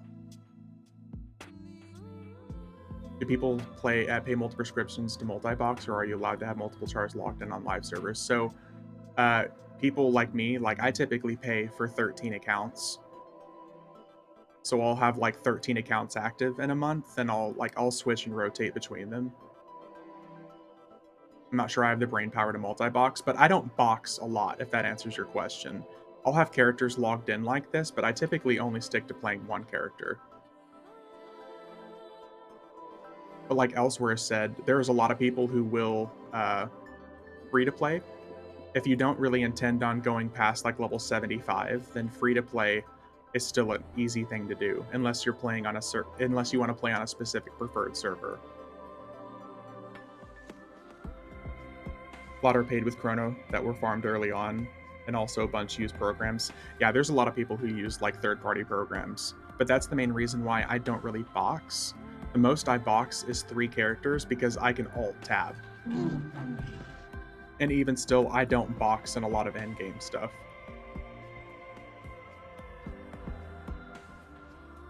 I've been considering playing on Mischief over FE. I can't decide what class to play, and starting over with 0 now that I've gained some wealth on FE is discouraging. So, power, it really. Part of me wants to say hop on Mischief and enjoy it while you can, because the chaos loot and the double loot is phenomenal, and it's also double rare spawns. So if you can find people to play with on Mischief, I think you'll probably have more fun. Firiona Vie is a lot of fun because of the free trade, and it's a 50% EXP boost server, but Firiona Vie is so top heavy that most of the time you're not going to find people to group with. I still feel like on Mischief, you're going to find like a wealth of people who are leveling characters, because the cap is still only level 80 on Firiona Vie. So the top heavy, even though it might be top heavy now, the top isn't nearly as far away as it is on Firiona Vie. So, and with Mischief, with the chaos loot and double loot and stuff like that, if you find some people to play with, you'll have a lot of fun. I barely see anyone other than full box groups, and that's another thing on Firiona Vie. On Mischief, there are still people who box, but there are a lot of people who are still playing solo. Mischief has been so fun, I don't know if I can play on any other rule set anymore. Yep. Thanks for the follow, level 1. I appreciate it. Mischief has been, it's a great time. I had a good time investing a lot of time last summer. That's another reason why I made a paladin last weekend, and so my entire stream tomorrow is probably going to be me leveling my paladin on Mischief tomorrow. Mischief is a lot of fun because it takes an old game and it puts a really fresh take on it, because my complaint with EverQuest has always been when the loot drops, it's very uncommon. Up until Defiant gear drops, and then it becomes a little bit more common. Hey, Day. Thanks for the Prime sub again, man. And it's been a good time. Yep. Thank you, Day, again for the Prime sub, man. 4 months of my hella inconsistent ass playing this game.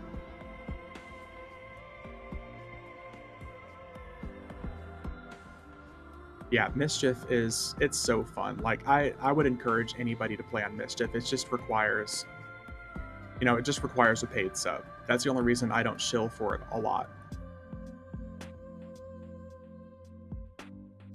Killing bosses that you never would have killed over and over again and things like POP was super fun. Actually looking forward to the boss like Grimace raids. More consistent than me elsewhere.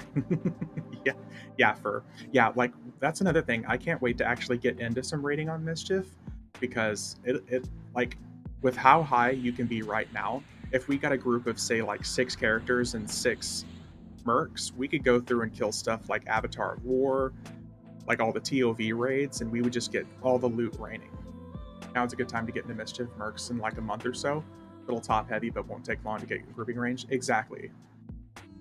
Yeah, let's see here. Seeds drops on September 14th, which means there's going to be mercenaries, which means it's going to be that much easier to level soon on Mischief. So, literally the only thing that has prevented me from making Mischief my main server, aside from the fact of how much time and effort and money I've invested in this guy, is the fact that it's True Box. There's still people leveling on there, but it's not consistent at low levels. Yeah. But I mean, the good news is with Mischief, it's really not too difficult to solo level up until like 30s or 40s. And with Mercenaries soon, you're going to have an easy time all the way up to 65 even. And at that point, that puts you more than in the leveling range for other people.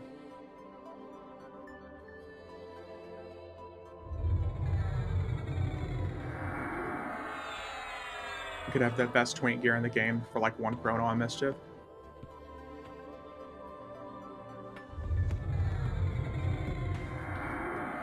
Yeah, I spent a good chunk of money twinking out my paladin. No TLPs for me until DBG figures out how to rework coding for Zerkers at level 1. Man, Greg, that's such a conversation I would love to have. Is I want a new TLP server to start where I can be a level 1 Berserker or Beast Lord from server launch. And I don't want it to be Veniki. Yeah, Veniki was like that, but Veniki's also like the achievement server. Yeah, classic, yeah. Well, also, Craig, like rogues at level 1 are trash. And this is coming from a rogue main. Rogues don't really feel like good damage until Lucklin because they're so weapon dependent. And I guess it's kind of the same thing for Berserkers. Lenafear Berserker gear is crazy compared to others. Yeah, they really overpowered some of the Berserker stuff whenever they introduced them with Gates of Discord.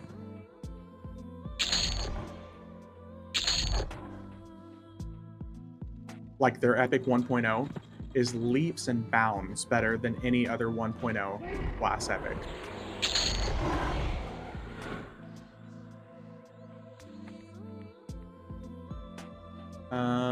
Let me see here. What are we looking for again? We're looking for this dragon, this drake over here. Lepitheta, I think is what it's called. I think it was for Ominous that was asking for that earlier. Ominous, if you're here, we're about to check to see if we can get your item drop here.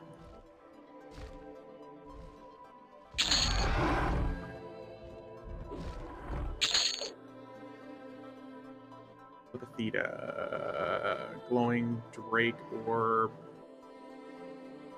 I feel like it was one of these symbols. I can't remember. Ominous, if you're here and you're listening, I don't know which item it was you were wanting.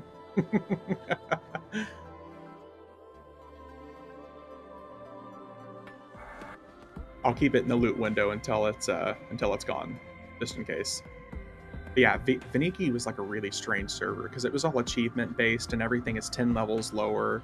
It's like EverQuest hard mode. Rated symbol? Okay. I don't think we got one. Glowing Drake Orb. No. Sorry, dude.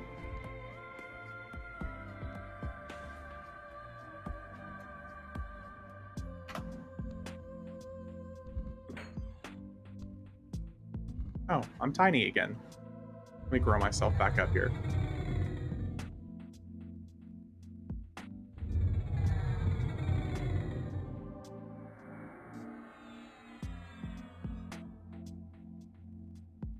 It's only hard mode if you chose to. Point was you could still play Zerkers, Beasties, and Classic or Arc Zones.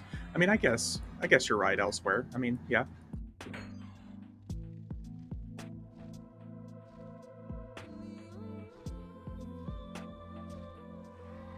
This might be controversial, but I don't know what else to talk about it. Have you seen Monsters and Memories, and what's your take on it? Monsters and Memories, I think, looks really cool. Because I think it's from one of the original EverQuest developers, right? What's his name? A Loving Robot or something like that. I'm super excited. No, I think it looks very cool. Yeah. I'm all about the idea of kind of like not necessarily reinventing the wheel when it comes to classic MMOs, but it would be really cool to see a current take on old gaming. IMO has promise, but people being blinded by nostalgia and rose-tinted glasses, yeah. Oh, I had to allow that message. Reinvent that bitch. No, 100%. Is 80 the max on Mischief at the minute? Yes. Yeah, 80 is the current max for the next month. And then it's going to be 85 with Seeds of Destruction. And then there's going to be a whole period where I'm not going to touch any of that content because Underfoot can eat a dick. I will not participate in Underfoot content. Like, you couldn't pay me to interact with Underfoot content. However, House of Thule, I will be there. House of Thule will get all of my attention. Okay, what do we get? We got good old Fist of Lightning. Got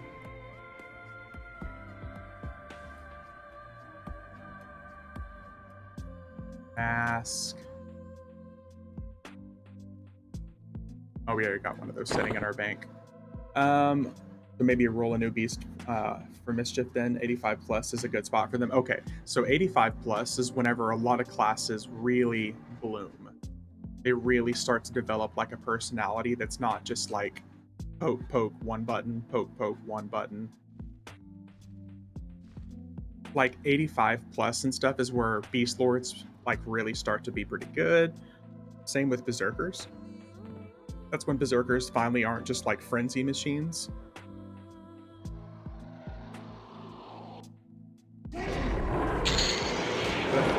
What if I like poke one button? Well, then there's a whole group of EverQuest just for you. It's called Classic through 70. Poke one button is just fine. I don't bash that at all.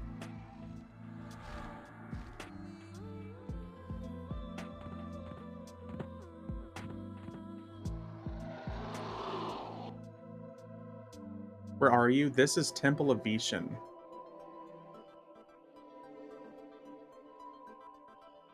Or its sequel, Poke two buttons. Poke two buttons is fun. I prefer Puff Puff Pass. Ogre Beast for that sweet, sweet frontal stun immunity. Dude, I'm telling you, if they ever put the effort in to make an all-class, all-race combo server a thing, then I will be, every single character I have will be a base ogre. It won't be a question. Everything will be ogre. Unless they remove their frontal stun immunity, everybody will be playing ogres. Because there's almost no... Ooh, this is nice. Oh, well, can't see it because I'm a giant stoner here, but... dude, look at that stamina, 50. But yeah, if they ever make an all-class, all-race combo thing, everything's going to be ogre. Everybody's going to be playing ogre because they have frontal stun immunity. Maybe just make an only... ogre only server and save people the choice of Yep. And a troll wizard. Yeah, troll wizard. No monk, here I come. Yeah. See, I think gnome it would be hilarious for a whole bunch of gnomes because like you see all these tiny people running around, being tanks, being healers, being all that stuff. But ogres, I mean that frontal stun immunity. Never played a berserker though, that could maybe be fun. So, okay, my recommendation if you play a berserker is to realize that you are going to be doing less damage than everybody else up until level 30. Because there's a damage cap that everybody is affected by, and I feel like berserkers are affected by the most. Like, yes, you'll still hit for more damage, but you're using one weapon, and you're basically not using any proccable abilities. So, like, I found that leveling a berserker, I was doing like less melee damage than some caster classes at first. There's no real good one-handers. You can get it until that time. Apparently, Zerkers don't get good until 80 plus. Yeah, once a lot of their personality becomes like inflicting damage on themselves and like lashing out and becoming massive glass cannons, two-handers. Yeah, there's like the diamond-tipped war javelin which you can use, which is like crazy good two-handed damage. It's like damage 76, delay 41 or something like that, or 35. It's really good. It's insane two-hander from Gates of Discord you can use at level 1. And it's really good damage, but since you're affected by the damage cap, you're essentially handicapped until level 30. And then after that, you're just going to start hitting for like 200, 300. You're doing insane damage.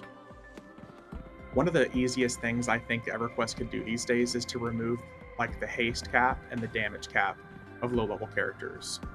Like if their whole point is encouraging and pushing people to get, to high level as fast as possible, then take off like the shackles.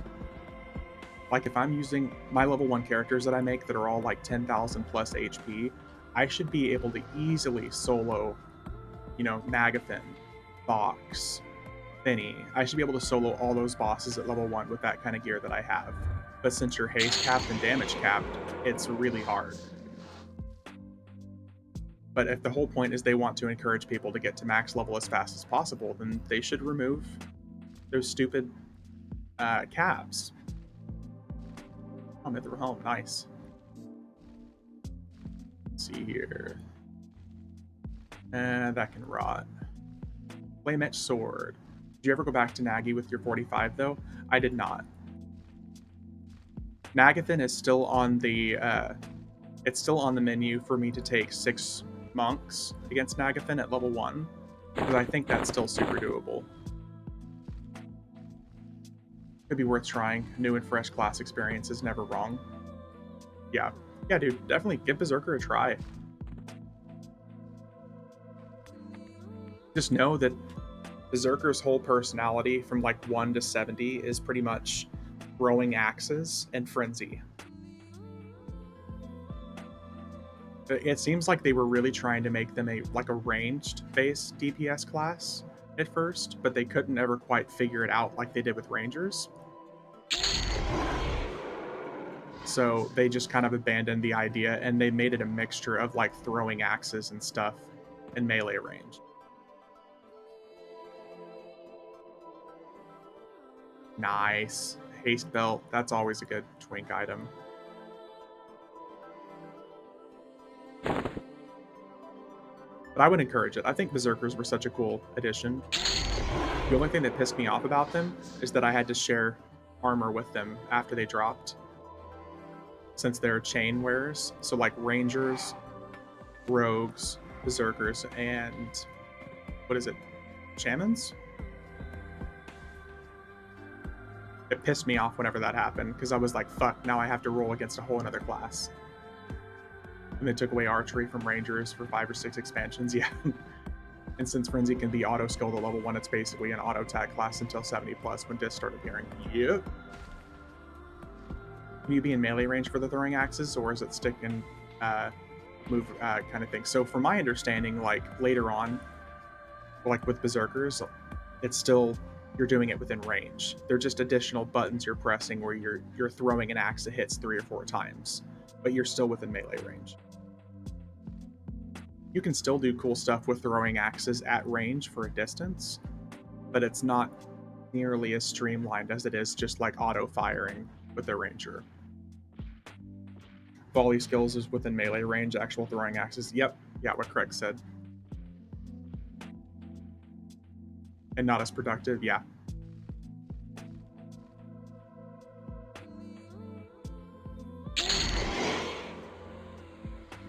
Rolling. You can do the same with Ranger, and there's an Arch of Arrows in melee range. Yeah, there's like one ability, I think, with it. Oh, hello. Is Zerka the only class which can both stun and snare? Oh, sorry, 2 abilities. That I don't know elsewhere.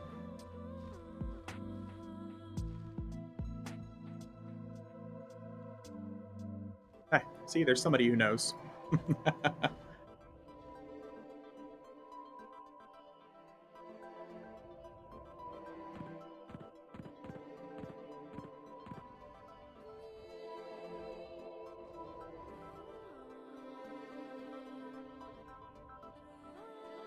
So yeah, Wizard is a caster class that can stun and snare, yeah.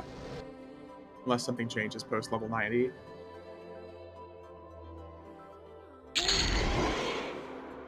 Man, there's so much about classes that changes after level 90, that's hard to answer. Pretty much every caster class gets like a swarm pet ability.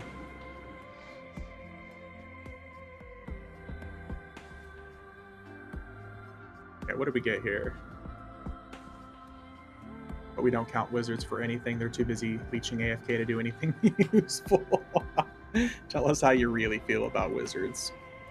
Dude, when I went through recently and I was leveling almost all the classes to 50, wizards was actually really fun. Okay, let me rephrase that. Wizards are really fun when you have basically an infinite mana pool. They start giving classes everything. I resemble that elsewhere.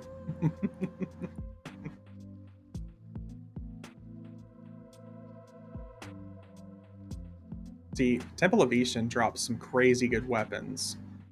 Except for this. This axe really just sucks ass. Damage 15, delay 24 with no stats to speak of aside from resist. That is,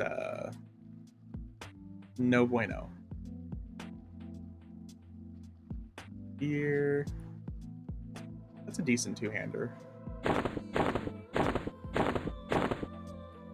It lives up to its name, Axe of Resistance, yeah. A true wizard knows how to keep their mana pool 50 to 60%, but still doing consistent damage. The problem with, I found personally, with a lot of caster classes, especially pure damage caster classes, is that unless they're twinked out, they have like a severe disadvantage. Because they'll typically like nuke 2 or 3 times, and it's like, okay, I'll come back in 10. As opposed to melee classes, even if they're using a rusty dagger and a sword, at least it's kind of like consistent damage. But if they're twinked out, don't get me wrong, they're insane. Especially with buffs, like from this mount. When at level 1, you can get... Let's see here. At level 1, you get like a whole bunch of extra mana regeneration. Yeah, 42 mana regeneration, and you can use it at level 1. With stuff like this buff on level 1 characters, it just makes it almost impossible to burn out of mana. When I was leveling my wizard, I was literally just nuke, nuke, nuke, nuke, nuke, and there was no issue.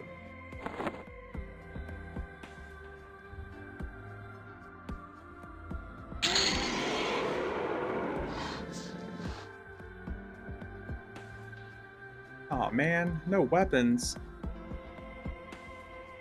An earring. Voltrons. Yeah, it's a pretty good necklace at least. Here I had a quiet evening planning doing fuck all, and my best friend just texted me, BFing kids out drinks while she's forcing my hand. Yeah. I would say be safe, but that really doesn't sound like any fun, so.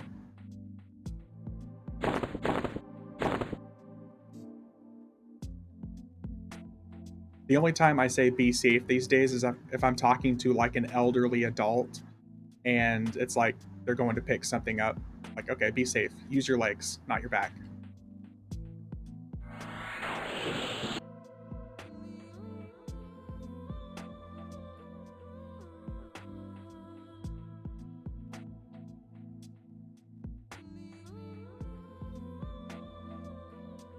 Bend with your knees. Day, I knew you were going to say something. I knew you, of all people, was going to say something.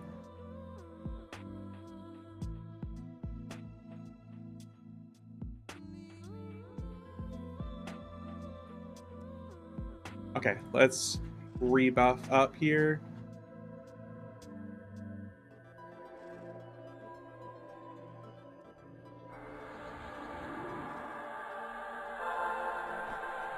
Because with teens, you have to say don't do anything stupid, and YOLO does not justify doing stupid shit. Yeah, you only live once when you're still in your teens is a really bad saying, because it's like you only live once, but you haven't really quite lived yet because you're still a teenager. Turned off Lucklin models? Yes, I did turn off Lucklin models. I guess it doesn't matter as much playing a special illusion class, but at least there's some different illusions we can use here.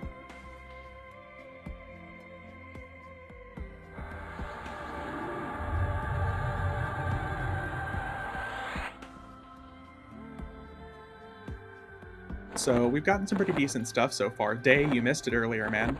So, last weekend you said I was going to get 3 AONs. Guess what I got this weekend? I got 3 more AONs. As I always say, YOLO is the war cry for the terminally stupid.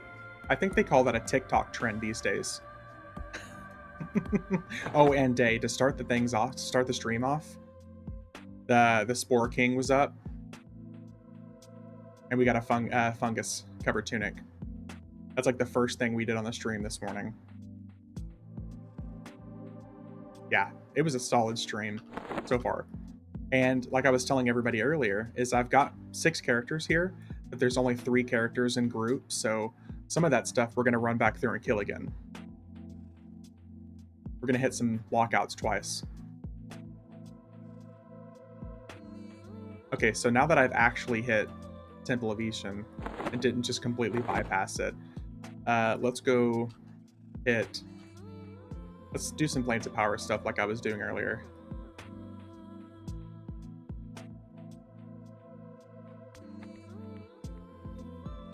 I'm gonna go beat up Relosec, stab him in the kneecap.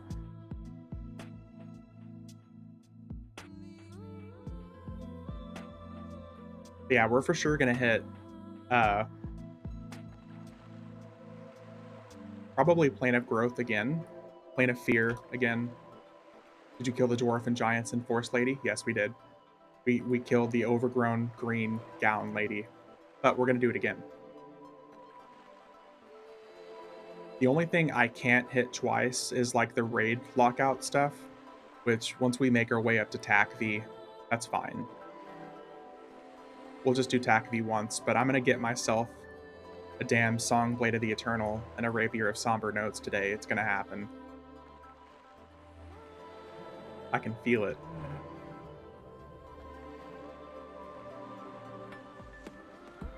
That means Plane of Time, TAC-V.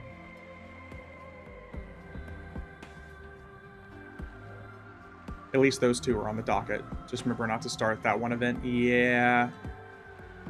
You need a Song Blade, I'm happy to give my back. Oh no, don't worry about it elsewhere. I don't need it. It's just a infectious want. It's one of those things where regardless of how many times I do it, I always want one to drop because it's nostalgic. Like heroin, it's definitely like a heroin tickle. It's like it does me literally no good. No, that is just EverQuest. Exactly. Like, it doesn't benefit me at all to run through here and kill Alan, Valen, and Ralos. but I have to do it at least. You know, every time I'm coming through here, I have to kill these guys.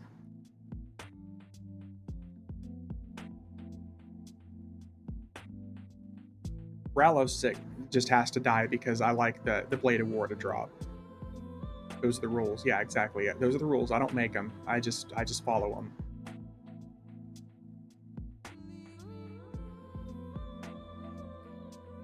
So the whole thing here is we might glitch Rallo or Valen out. If it's the typical glitch where I do too much damage, he's just going to go down to 1% HP and wander around aimlessly until I zone out. If the event happens correctly, I'll do a little bit of damage to him, he'll depop, and then I'll spawn his ads out here. Is it going to happen that way? Probably not. And this is the glitch.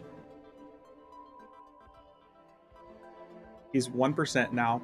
I can't do damage to him. I can't finish the event. And now he's just going to walk around like a terminal idiot. Hand-to-hand, yeah. I could have done hand-to-hand. But the problem is my Thorns also does too much damage.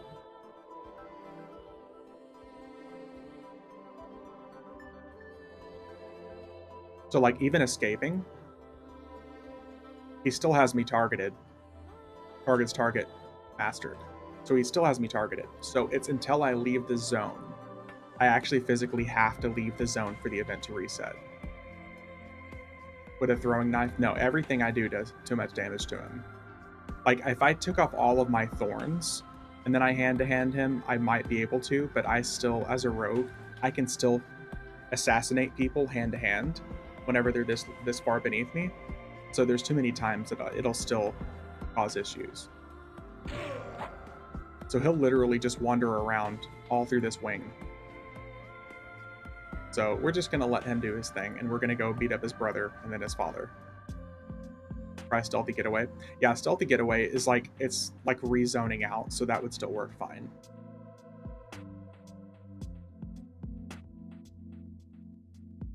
But that's okay.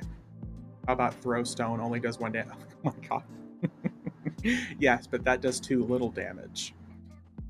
Because with this HP pool, we have to do just about 2,000 or 3,000 damage. We want to get him down to about 96% HP for him to actually despawn and then spawn in the center of the room.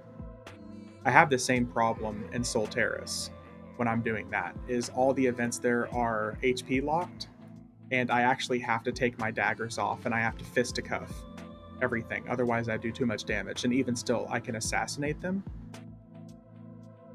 and then it just causes the events to break. Even with the Golem event, does kick trigger assassinate? I don't think so. But since I can still, like, assassinate from the front,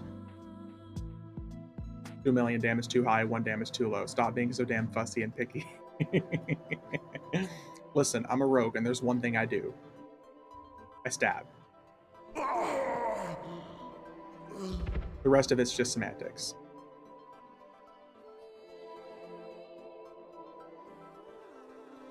Yeah, yep, I agree, Max.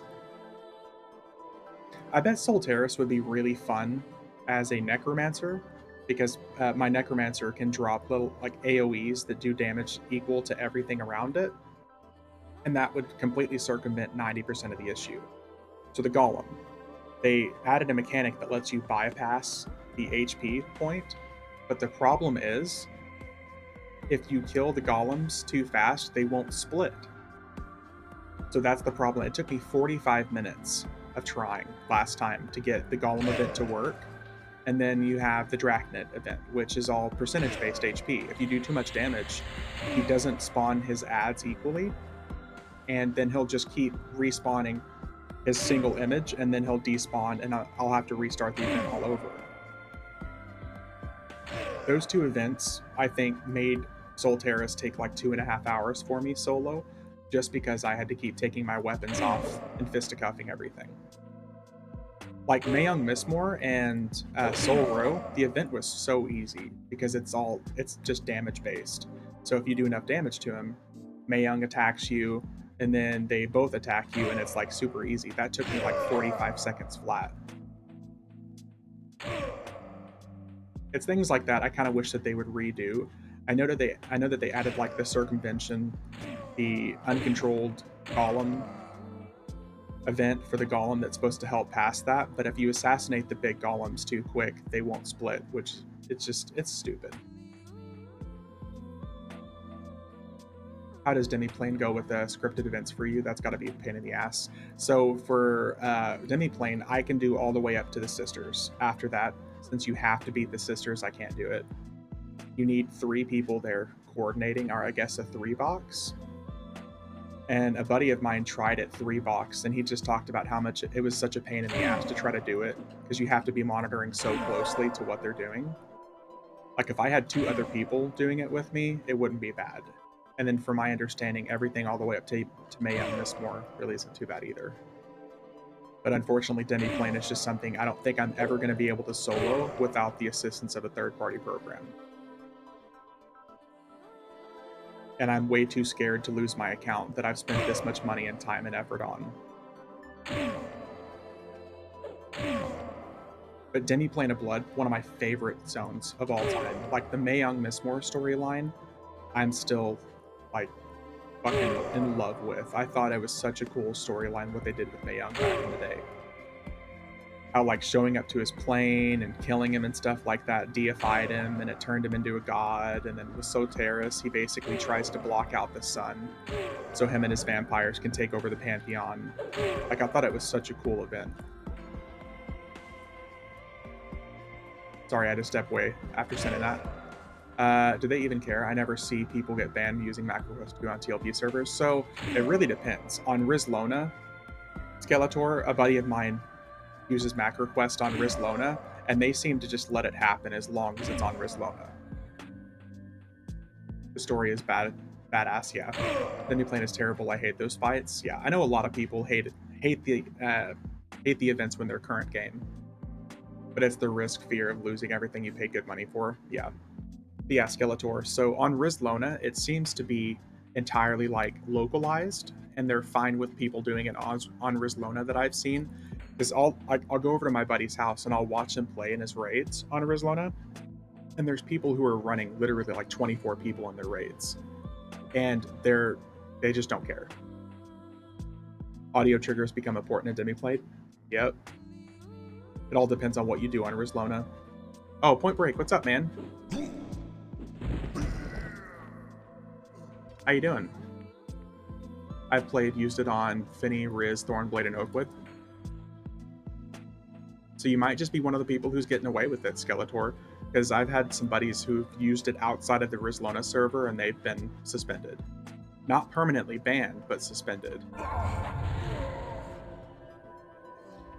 Bear in mind, with bans, they also ban accounts linked to the same email addresses. Yep.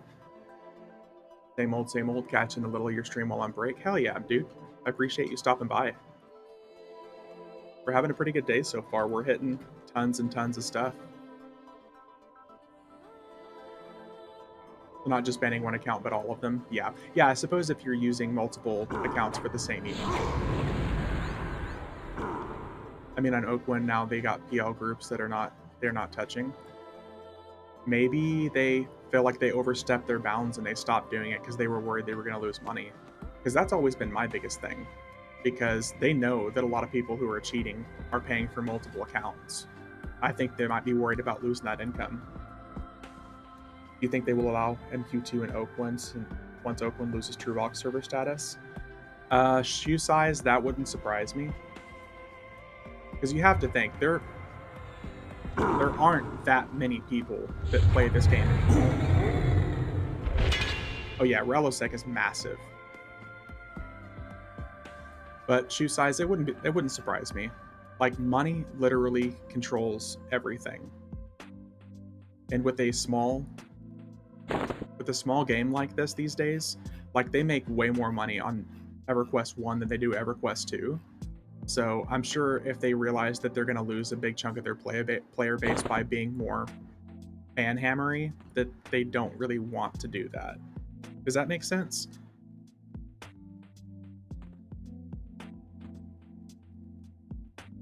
Because if you think about it, people who box 24 accounts on a TLP, that's 24 active subscriptions they're paying for. And if you piss them off and ban them, that's, 24 times $15 a month. That's a lot of money. Haven't lost True Box on Mischief. We're on SOF. Yeah, Point Break. Unfortunately, I don't think they're ever going to release True Box on Mischief. But on Oakwind, since it's already like on the calendar that they're going to do relaxed True Box after Gates of Discord and then full, no longer True Box at all after Buried Sea. It's on the schedule, so we know it's going to happen. But with Mischief, I don't think it ever will. The people that get caught are the ones that are just stupid with it. Yeah, Craig. Like people who were teleporting around, doing all kinds of stupid shit.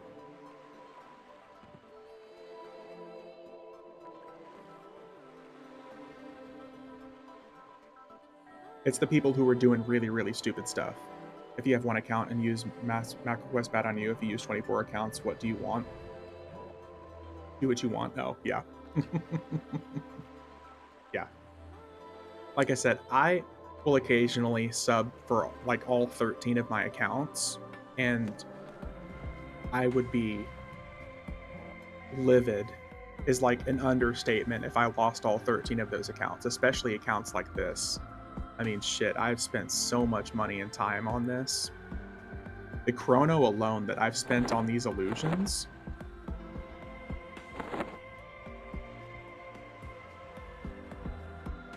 Plus Mischief will absorb Thornblade at some point. Yeah, I'm sure it will. Like I was saying earlier, the main reason I haven't made Mischief my main home is because I can't box. And I'm not going to use some VPN remote desktop, virtual desktop stuff to do it. Likely when they go live. So yeah, they got a few years to go on that. Oakwind, however, with all those bonuses and the legacy character rule set and all those things, I mean, in 2 or 3 years, Oakwind might be the place where I'm spending a good chunk of my time. Because with everything getting like an additional 25% boost every 3 or 4 expansions, I mean, I think it was by Night of Shadows, rare spawns are spawning like 400% of the time. You're going to be getting like 400% EXP, 400% AA, 400% faction. Oakwind is going to be insane in 5 years. But what I'm really curious about is what they're going to do for the 30th anniversary, or the 25th anniversary coming up next year. I use a laptop, a decent one will work. I'm about to start raiding with it, but we will see how it goes. Oh, dude, you'll be fine. EverQuest is such a potato game at this point. You could literally run it on like a fridge if you have graphics and stuff turned off. EverQuest is memed more than... It'll be memed like Skyrim and Doom, all those old school games. Let me up. Thank you. This guy's graphic is so cool, though. I remember back raiding in Plains of Power how much I wanted this guy's dagger, because it was pretty much like the best in slot dagger you could use until tier 4. I want the spear. Yeah, buddy. Is he doing the YMCA? Oh my god. I guess his natural stance is the M. But when he raises his arm, it's Y. Level 1 to 120 in a day with 400% EXP. Oh, Dave, people already do level 1 to 120 in a single day. So with 400%, it would be...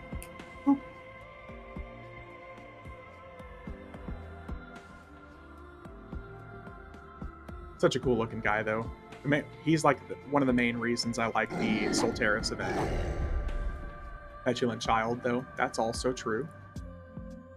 I mean, if your father was spinning in row, you'd probably have a little bit of a hot anger problem.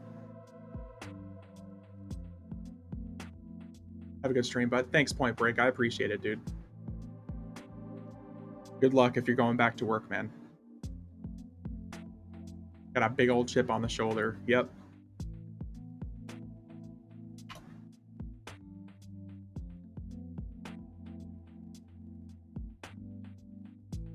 All right, so we're going to teleport out of here, and then we're going to go to...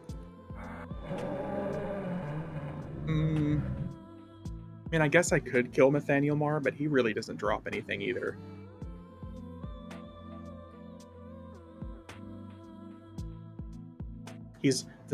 like the biggest, most famous paladin in the entire game. And what does he drop? A sword for druids. I guess because druids can worship Nathaniel Mar or something, but seriously? Not the giant flaming sword.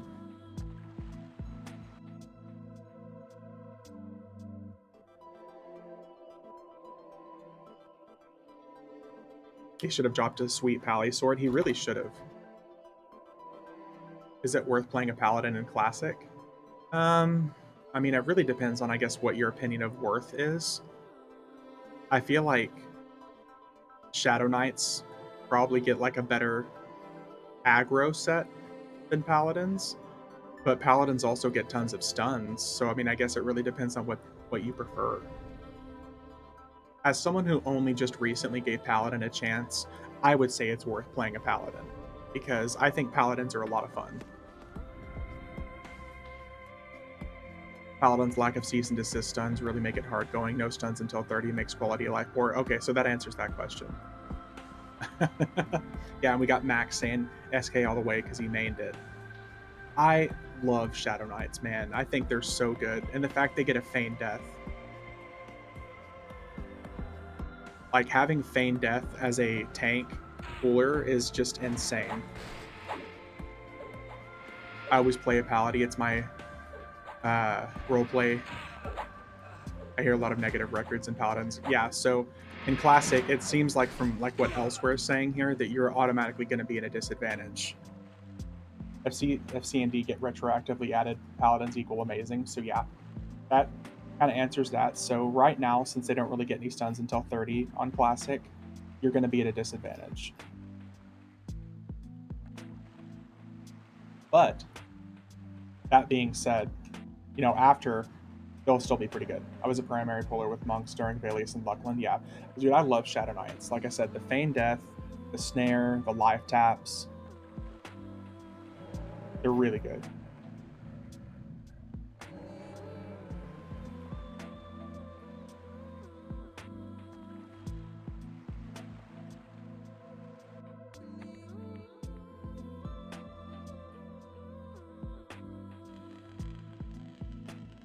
Best DPS tank class. Dude, I feel like Warriors later on are really good DPS. I love my Paladin, but even the few times I played a TLP, I want Ranger purely for a decent pull spell I could use early. And all this talk of TLPs and stuff just makes me upset about how poor rogues are at first.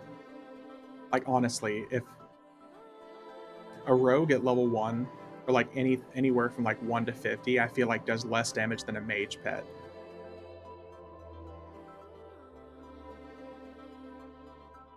The only time I will ever play a rogue at level 1 again is if I can twink it out. Or if they like actively redo rogue's damage at level 1, like they did with monks. Since they're so weapon dependent. And meanwhile, you got monks over here who are fisticuffing all the way with like 38 damage at level 1. Bards are an ass class. Ass DPS and TOP. Well, that's because bards don't get double and triple attack until their 70s. You got bards over here like poke, poke, poke, poke, poke, poke, poke. But at least they get to wear plate, I guess.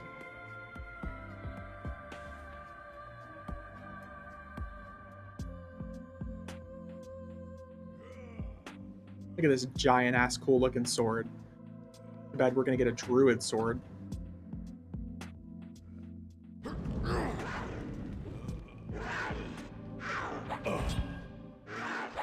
Did he drop it? Let's see. No, he dropped bows. I am confusion. Elsewhere, you want a bow? Illusion's good. Oh yeah, dude. This is one of my favorite illusions. This good old Rivervale Deputy. I fucking love this illusion. Also, one of the more expensive ones, sadly. Sure, if it's required, recommended or not required. Yeah, it's recommended. It was, let's see here. Recommended 61. 32, 31. But bards were always a support class. No one ever expected bards to do a ton of DPS. I mean, that's fair day, but at least some extra substantial damage would be nice. I think a lot of the melee classes could afford a good DPS boost in the lower levels.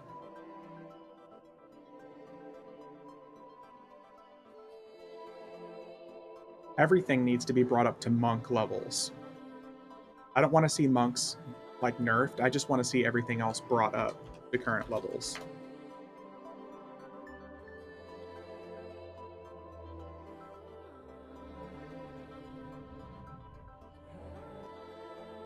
Because if monks can do so much damage hand to hand, I know that it's like intrinsic to their class, but I'd really like to see rogues and all the others brought up to it.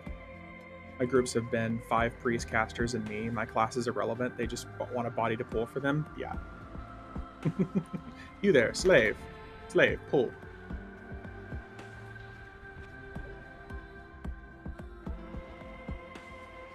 Do the thing. Dance, monkey, dance.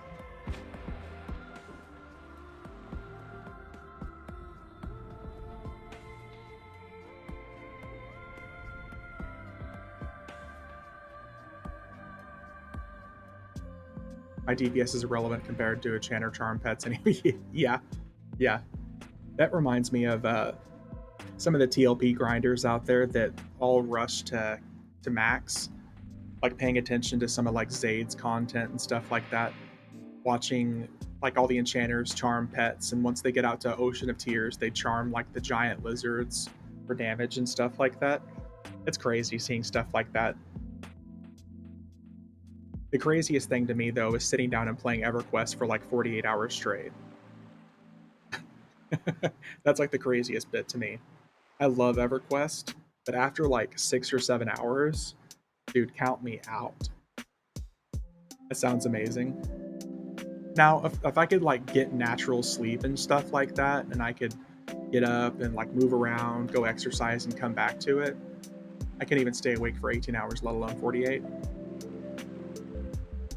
Okay, so the idea, Wrinkles, of like sitting down and playing the game sounds awesome and everything like that for me.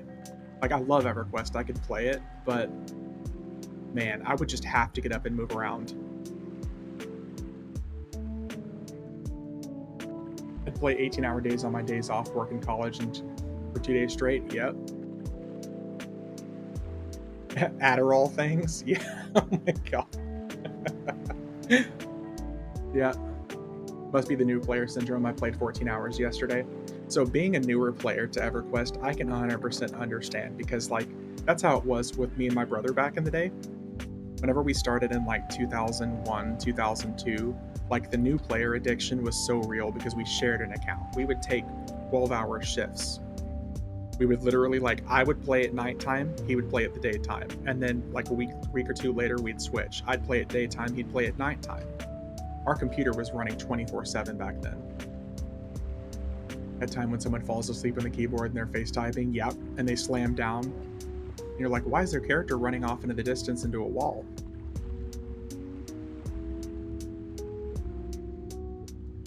And with all the old school zones, no, you're not going to be running into a wall. You'll probably be running into a lava pit or water, and you would drown. As a teen, I played in godly amount of time, yeah. That happened to me and Gug the other day. I ran straight into a pit. Yeah. Dude, the old school dungeons, they didn't play around. Like, it was dangerous areas all around. It's to this day why you still get messages about auto-following saying, don't do this around pits. Don't do this around heights. Mm-hmm.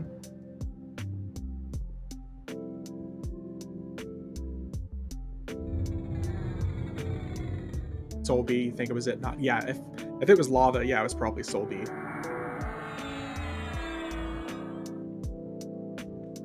Yep. The amount of times I've fallen in lava. Okay, and the worst part about a lot of old school zones, like if you're talking like Temple of Ishan, if you fall into that lava, you're not getting out of it. Like, there's no easy way out. You have to get like a port or you're gonna die. Ooh, doggy. Don't do this in the Karanas, not because you will fall off that big path, but because Karanas are shitty zones to be and you shouldn't be there. Ban him. Oh no, I banned elsewhere. Oh no. The good old Bastion of Thunder, yep. One of the best zones ever. The hate runs deep. Listen, don't fuck with my Karanas. The Karanas are awesome. They're horrible zones. They're train wrecks, but they're awesome.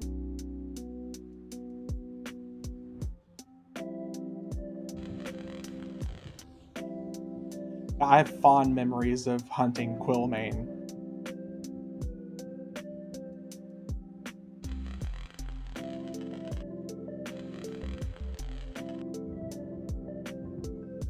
Let's see if we get stunned and spin in circles.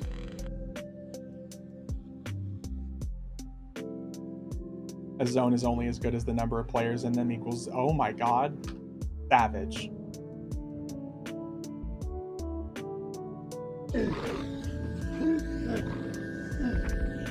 What was the thinking behind West Corona being so big? Yeah, a lot of those zones, I think they were just made massive for the sake of, you know what I mean?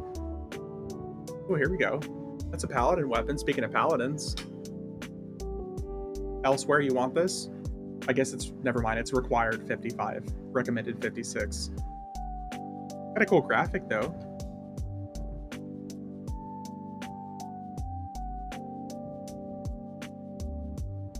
Oh, it's a thing? Yeah.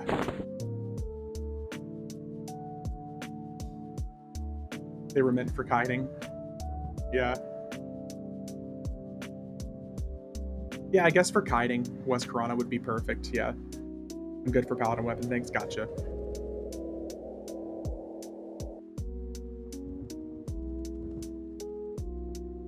I miss the old school elemental pets. See, I know a lot of people think that these old school illusions have like charm and stuff like that. I don't like them. I like the Luckland graphics for pets because they're shaped differently, as opposed to just being like a different potato color. Piranhas equals run to zone line. I'm in over my head 20 minutes later, still running to zone line.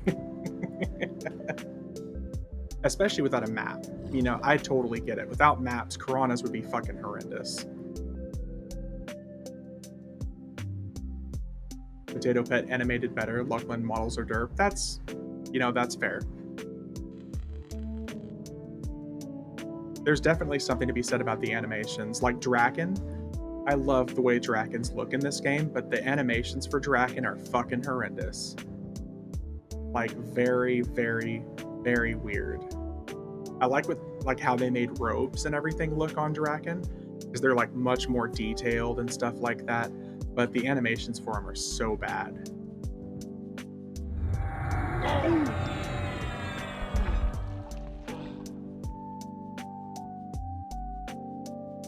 Aw, come on. Shoulders. Yeah, I forget most of this stuff is actually like recommended level. Alright, we're gonna kill the golems and then touch the electric penis. Let's go kill Karana. Or not Karana, sorry. Agnar. Save Karana.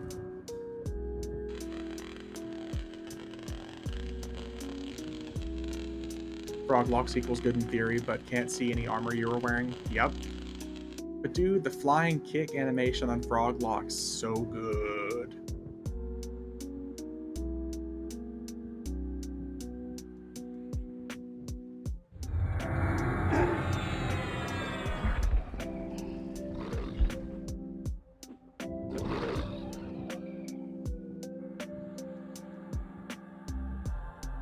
Transport. Here we go. Now this guy, we have to make sure we kill him in one hit, otherwise he hits us with his stupid, unresistible slow. Okay, we're good. Froglock Beast equals Tadpole Warder. Let me give you money. Oh, dude, that would actually be cool. That would be cool. I know someone mentioned it in chat earlier, but like a gnome beast lord would be really cool because it could be like a little mech. a little mech hoarder that like gets bigger. That's just child labor. Oh my god. Listen, that seems to be okay in America, so why can't that be okay in EverQuest? The animation I like the most is the ghost frog lot casting animation.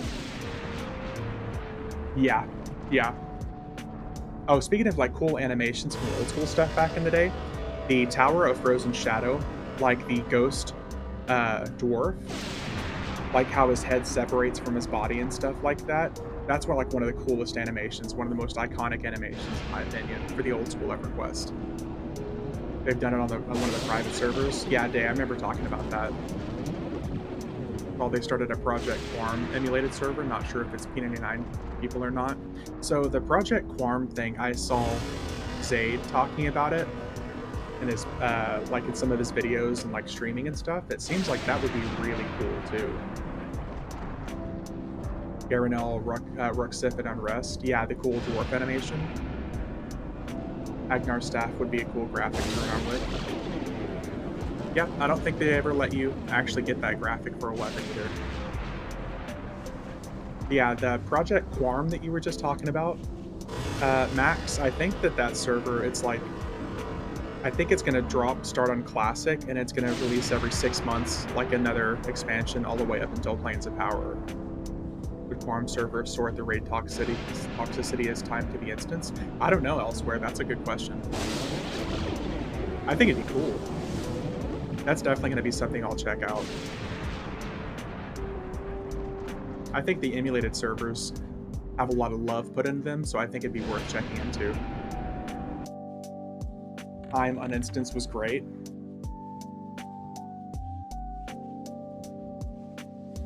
But yeah, some of the emulated servers, I think stuff like that would be really cool checking out. Ooh, we got a sword.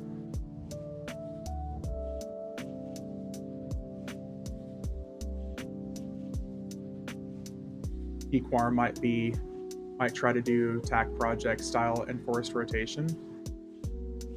Yeah, so that's what is the TAC-P server, like the Alcapor project, whatever it's called.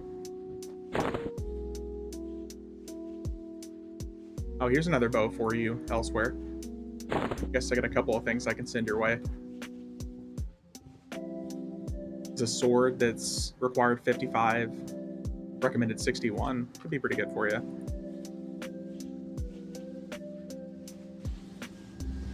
All right, back to Plane of Knowledge. Now we're going to start knocking out some of the elemental guys. We'll hit Finnan, Zegany, Wraith Council.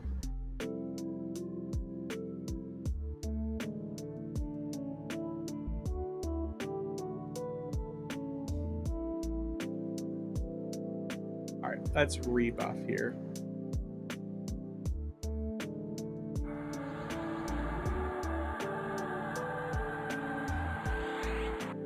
And after we hit some more of these things, probably once we hit all the main lockouts that we want to, we're going to rotate our group over to our other set of 3, and we can restart hitting some of these lockouts. Like Plane of Fear, we're going to hit probably Tunair again.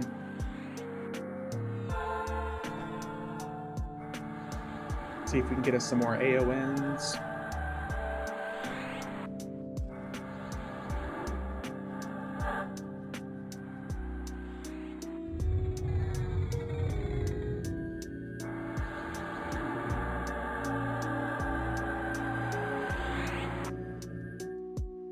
Put some of these buffs back on here.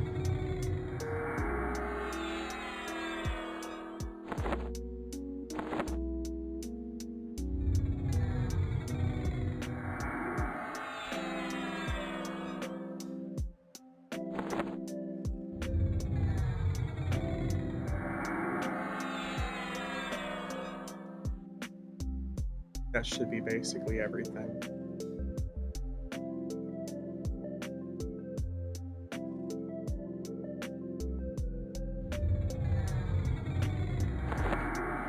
Volunteers for a L22 to fight Quorum? Or did we already do that? We have not fought Quarm yet. That is definitely something we're going to make our way up to. I would love to have Day pull this monk in here and get obliterated by Quarm again.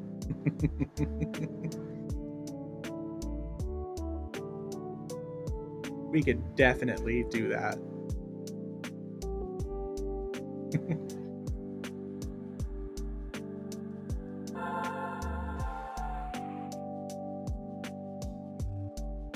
Okay, so let's see here. Isn't everyone's wish to be the one that pulls Quarm? I think the best part about watching it was just the fact that he just like ran up. Well, number one, the fact that we could even get him into the zone, and he just ran up and just dead. Less of a pull and more of a splat. Yeah, it's more like a bug on a windshield kind of situation.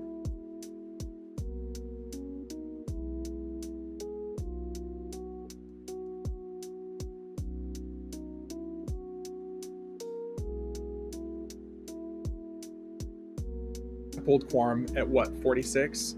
Oh no, Day, you were much lower than that. I think you were like in your 20s.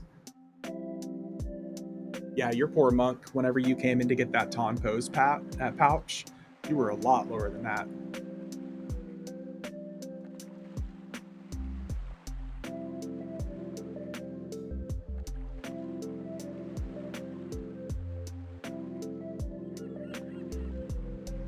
All right, so let's beat up Finn and Row. First, we're going to pull pretty much the entire zone. We'll kill all the mini bosses, and then we'll fight Finn and Row. YOLO! Yeah. What did we say about YOLO earlier? Yeah, we were surprised you could even zone in. Yeah, I thought it was going to be like level, like locked, but apparently with the, I guess it's based off a ratio, like an average sum of levels.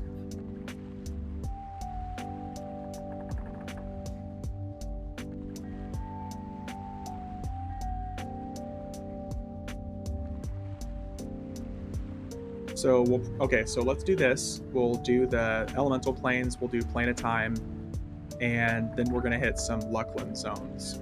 Because I still want to try to get some more of these illusions.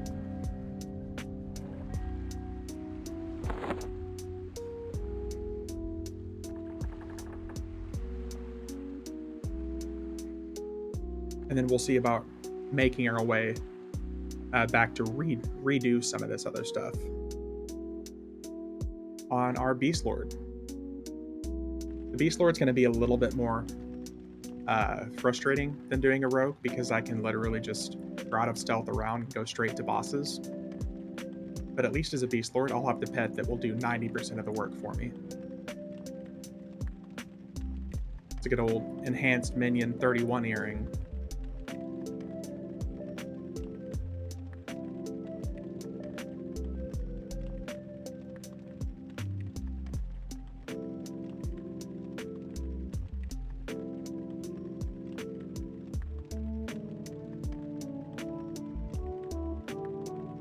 And the only bosses I won't mess with here are the birds. Will the beast have the Valen problem, as you can use lower level spell set? With the Beast Lord, probably won't have the Valen problem, no.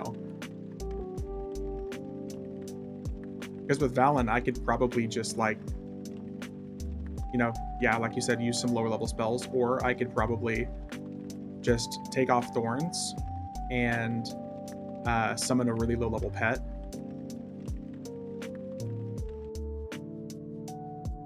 EM5 is like 5 chrono on mischief. Well, Day, I mean, because the enhanced minion stuff is so powerful. Did I miss them fixing the wall thing? No.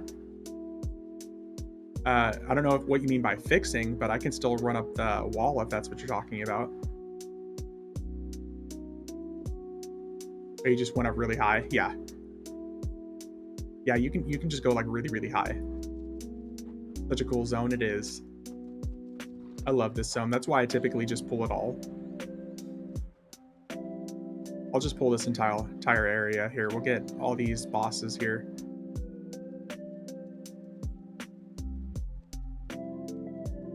Run up a hill. Yep. Every single time I'm running up that illusion, that fucking invisible wall, makes me think of that song from Stranger Things. Oh, there's the frog. Anybody want to take bets on whether or not we're going to get the remove greater curse clicky? Because that's pretty much the only thing I really want from him. I know there's other options for it, but it's such an easy way to get that item.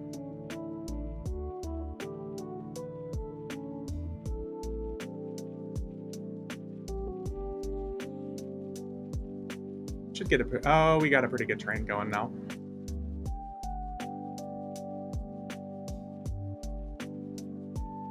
We're getting there. I think that's pretty much all the bosses.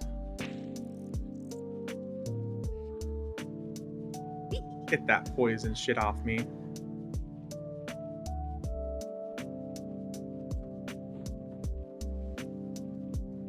Okay, we should be good basically just to stop and kill here. Those are just like random enemies. Oh, here we go. Incoming zone lag.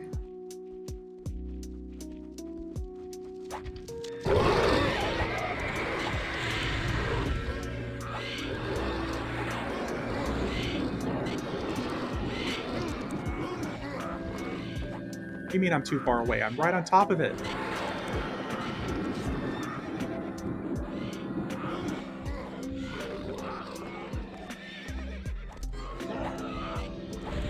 The physics in this game are frustrating sometimes. There we go.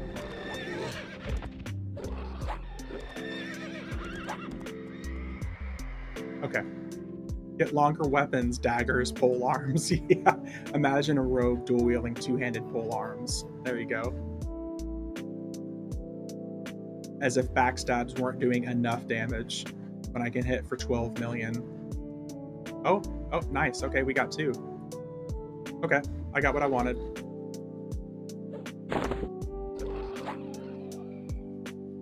So we got Cape of Flames.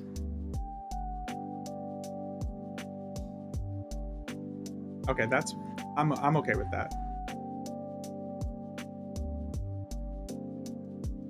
We got the clicky.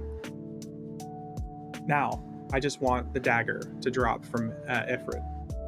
Not Ifrit. I don't know why I called him Ifrit. I've been playing Final Fantasy 16, I guess, too much. And then Ro, the fire guy.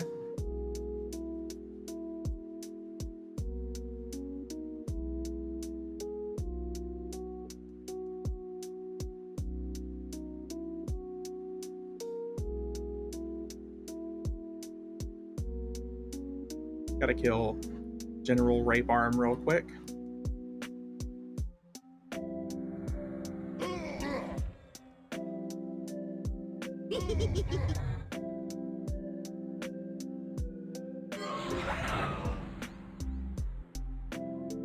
Let's see here.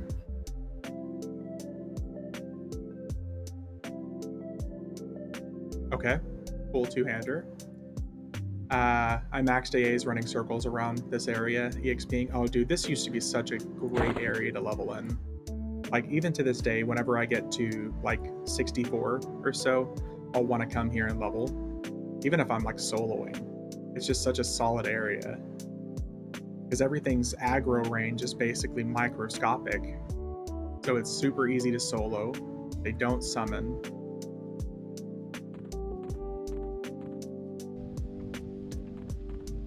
Such a good area. And since they're all 68, you can literally like level until 71 or 72 easily here.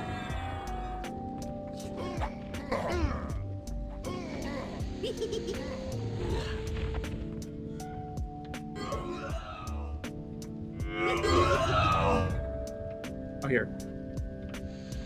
I can be in a 3D too, but I'm better.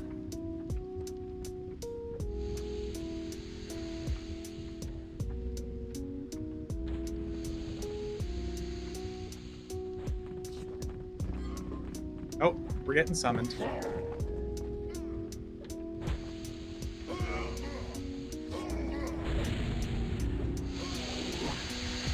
I like typically try to pull all these guys because these Doomfire Rage Fiends will get stuck on one of these pillars and they'll just run in circles around a pillar trying to get to me.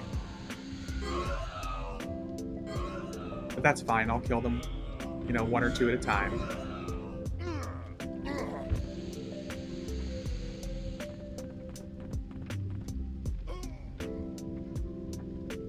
Oh, died to a riposte. Poor guy.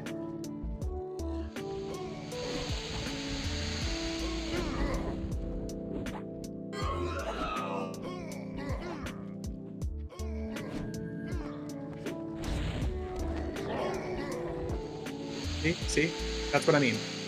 Typically, it's funnier when there's like 5 or 6 of them, and they'll just keep running at that pillar over and over again. I love this game. Roxnar, thank you for the follow. I appreciate it. It's been a really good stream this morning. I appreciate you guys being here. Collect the fiend guts. Oh, is that? Okay, here, let me check. Crag, thank you for the follow as well.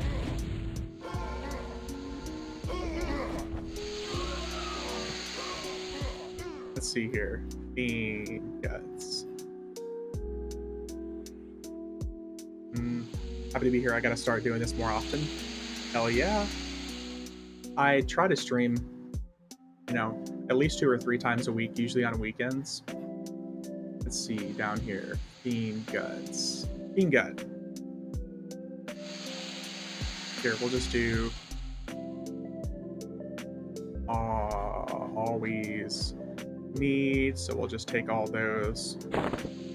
EQ coffee, bullshitting with people, it's nice, helps me wake me up a bit. Dude, yeah, coffee and EverQuesting is usually a lot of fun. Not sure how tribute is on FE, but bows are always good to use for it. Good to know. Typically, whenever I use my tribute, I just, where's my tribute?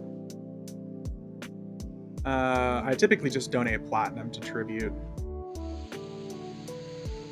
Tribute, yeah.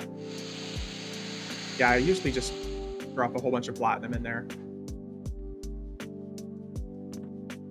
Thankfully on Firiona Vie, there's not really any shortage of platinum to come by if you're willing to do stuff with Chrono.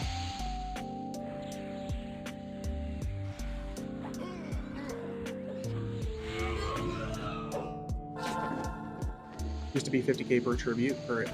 Oh, wow. Oh, that's right. Yeah, the old, the bows that people could trade skill. That's a good question. I've asked 1,000. What's more, tribute value on Garen Classic? Is that just like rarity number or what? So the tribute value on that is, okay, so there are tribute vendors that will drop in later expansions, and you can turn those items into those tribute vendors that let you actually have your own little additional buffs that you can cast for yourself. So tribute benefits, like I've got one that gives me like Flurry 3 and plus 26 heroic dexterity. So the tribute number that you're turning in gives you like a favor that you can use, and you can activate extra perks for your character that increase your stats. And as the tribute number goes down, eventually it'll wear out, but you can turn items in to regain like a currency, basically. It's like an extra currency. So a lot of the old classic items you can turn in and you'll stack up a whole bunch of favor, and you can just keep those buffs active. A lot of people, of course, will only keep it active during like raid times and stuff like that, but if you've got basically infinite money, then there's not really any reason to ever turn it off.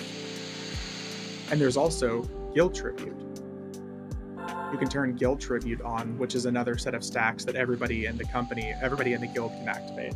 That's very unique. I've not seen the game do something like that. So Final Fantasy XIV does something like that, where they've got like extra perks. So like as they're higher level and higher rank with whatever, they can activate better perks that everybody gets an access, like gets a cut of. Any tribute no drop stuff, which is already bound to a character. You know, elsewhere, that's a really good question. I'm not sure. I think, but I could be wrong. I just know it was a good reason to get items that otherwise would be useless.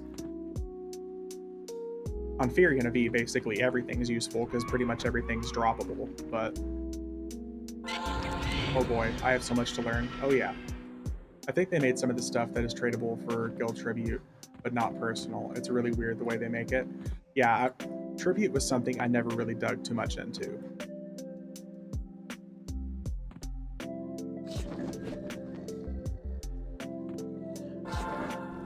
Oh shit, I didn't mean to... Whoop. Can't kill him before we get a selfie. I'll tell you what though, the EQ community has made it really easy though. I'm so used to being bullied when I'm new to a game. EverQuest hasn't been like that at all. Wrinkles, I'm glad that it's been good for you, man. There are a lot of people that play this game that just want others to join and have fun.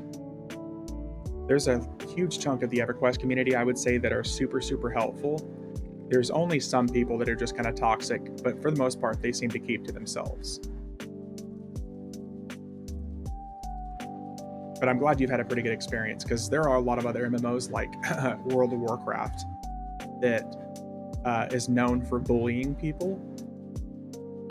But I come from games like Final Fantasy XIV, and where like bullying is not only like not tolerated, where you're like banned for bullying people or being rude. At EverQuest, it's more of a play nice policy where people just typically are nice because they want people to stick around. And then there's that group that just want to watch the world burn. Yeah, there are some people who just do everything in their power to make everyone miserable. But that's okay. That's for any game. You know what I mean?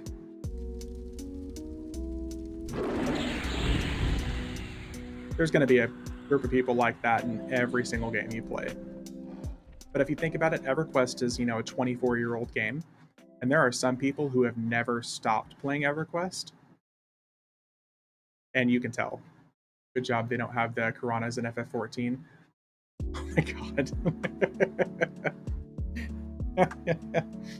Man, I've been, like, I made a new character on FF14 recently too, just to redo it, and it's been so fun. No dagger. That asshole. I was so excited to come in here and get a dagger. That's fine. We're gonna get daggers from Planet Time and from Acvi. I can feel it.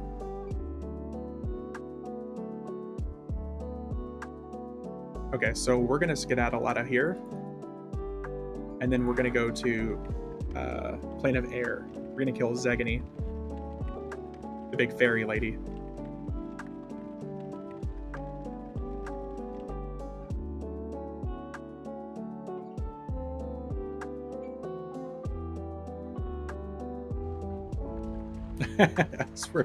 Did the Karanas do something to you when you were younger? Don't get mezzed by Zegany. Oh no, she typically dies in a single hit. We'll be okay.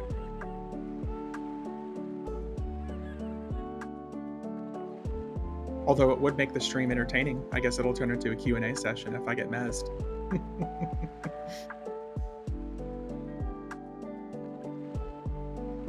I think part of the fun for Elsewhere is making fun of the Karanas because he knows how much I love them. Like, the Karana is just like an irrational love for me. I can't even really explain it.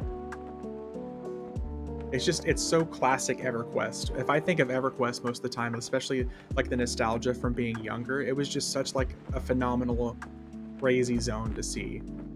As someone who came from games like Duke Nukem and trying to think, what are those classics named? Duke Nukem, Doom, and stuff like that. Seeing massive open world zones was just, it was so strange and new. Like when your parents bought you a Christmas present and it was just an empty box. But there's so much nothing here. What's not to love?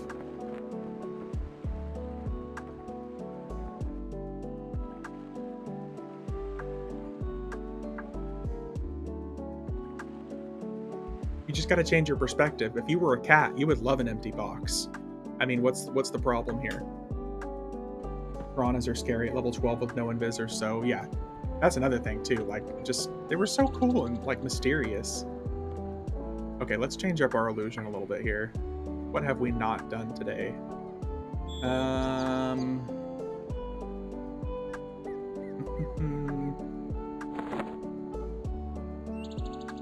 Or a 2-year-old. Okay, here. We're gonna be a raptor.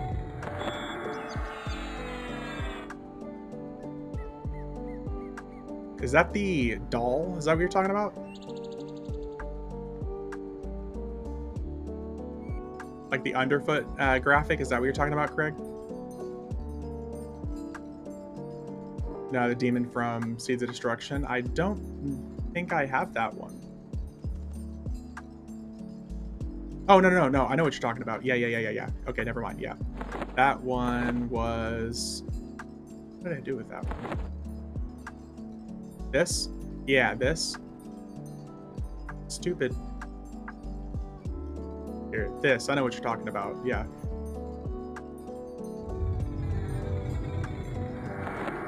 Yeah, this.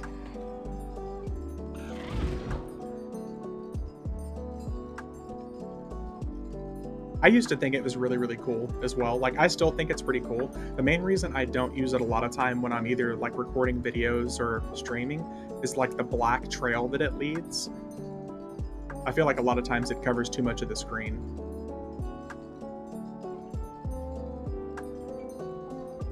This is a really cool graphic though.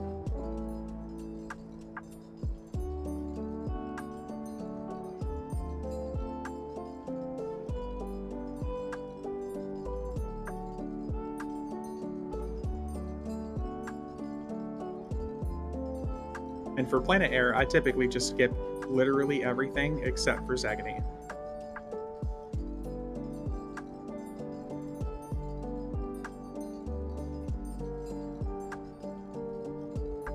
What is this song? Yep. Kirby, there we go.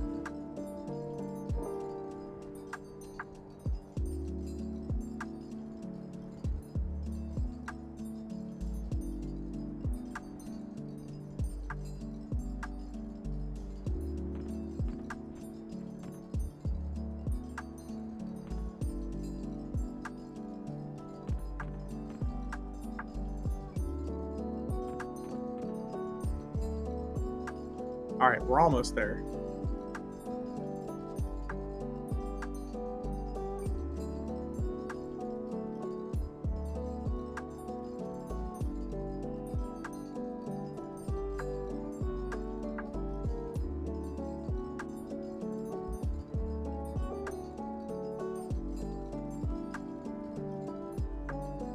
All right, we're gonna see if a one-hitter.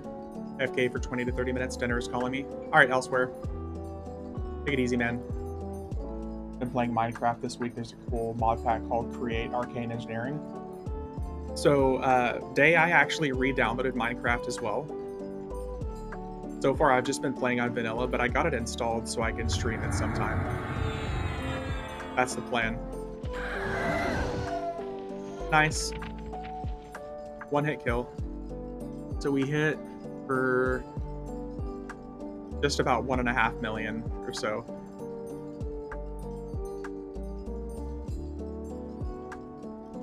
Easy peasy. So we got... Aw, man, no monk weapon this time.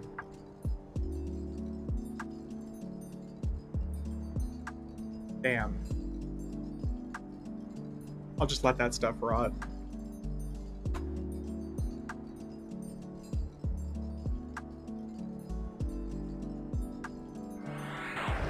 Okay, so that leads... We're going to do Wraith Council next, before we move on to Planet Time.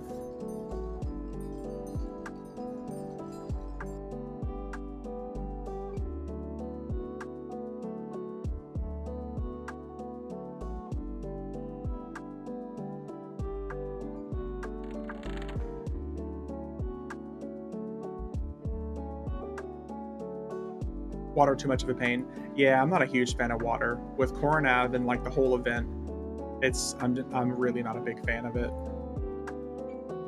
The only time I really do Coronav as like an event is during Fabled, because there's so many good weapons that drop from there.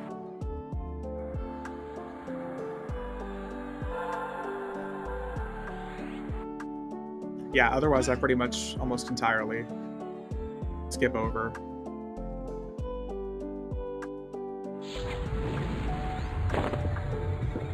Now, if I was like farming the Mace the Ancient stuff on a weekly basis, then it would be worthwhile doing. He avoids water zones like the plague. Yeah, Day, you get me. It's because water combat in EverQuest is naturally, what's the word I can say here without offending a whole bunch of people? Cancerous. There we go. Not once have I seen him hit up Finny. Well, because number one, there's pretty much no point in hitting Finny.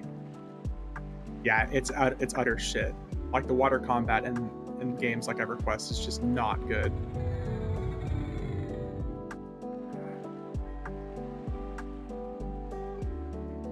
There's only a few games I've played in where water combat is actually like fun, and it's like World of Warcraft. I feel like they did water combat pretty well for an MMO. But most games with like water combat, they think that since it's water, slow and sluggish is the way to go, and that's immediately like, it's a no for me. It's a no for me, dog.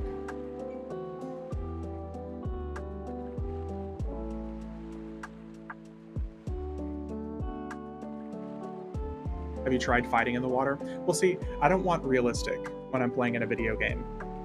And a lot of games try to capture the realistic, like, slow and sluggishness, and you can't back up and all that other stuff. Catch Keep was a pain in the ass, it was. The only time I kind of enjoyed it was when I was on my druid farming a piece for the druid epic back in the day. Otherwise, Catch Keep has been nothing but like bad vibes.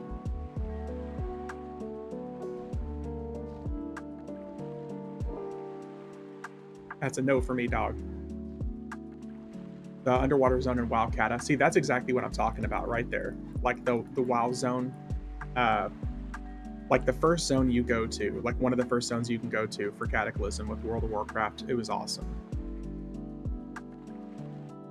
Because you didn't feel slow and sluggish. It was literally just like the same thing, but like your character just moved a little differently. We're gonna grab this instance real quick, and then we're gonna hop on our mount, and we're gonna see if we can spawn the Prismatic Basilisk. Such a fun zone that, as you progress, was even funner. Yeah. Okay, that's Needle Skin. There's the Prismatic. One of these guys is a trap, and he'll spawn the Prismatic Basilisk. Hello. Okay, so not it.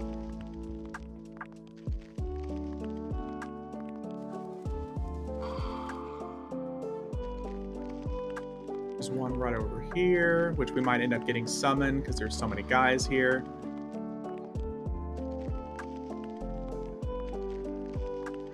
We'll just try to pull them all.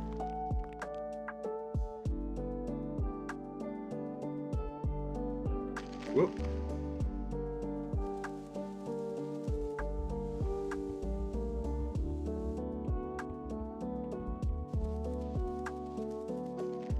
I don't think this trap back here spawned, so I'm going to try to run over that a few more times to get him to spawn.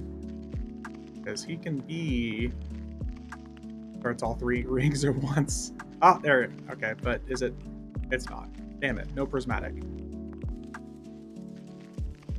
Because it's any of these traps over here where this guy can spawn. There's like one for elementals, there's one for frogs. Do we have a big enough train? They're coming.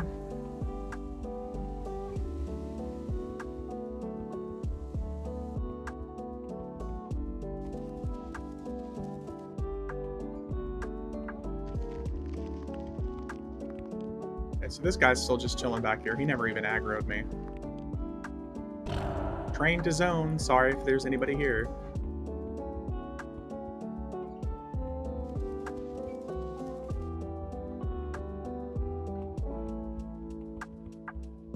And Plane of Earth B is literally like the one zone that we have to kill everything in the first two areas.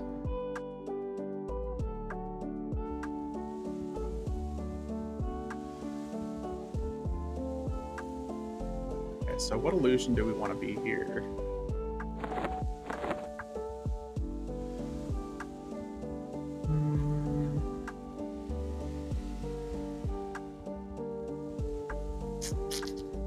Oh, okay, here we go. Just be a different skeleton.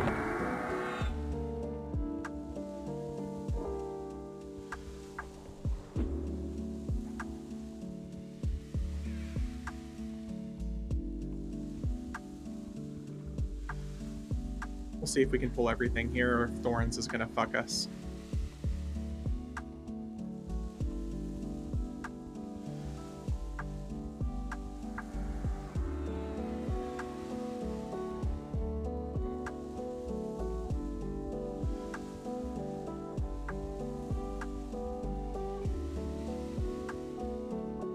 These guys to aggro.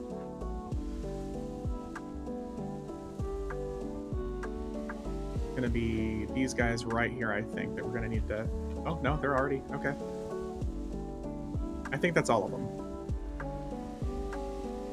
No, there's one in here. Oh, these guys didn't aggro. That is so rude.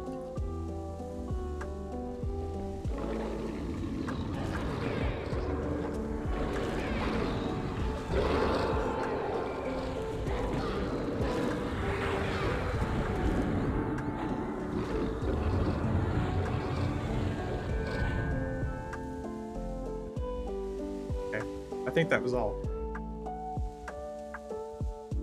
Hey, there we go.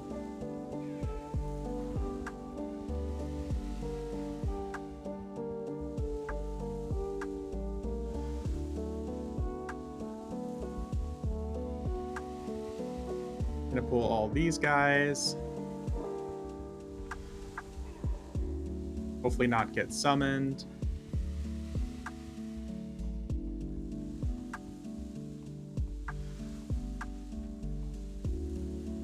Oh.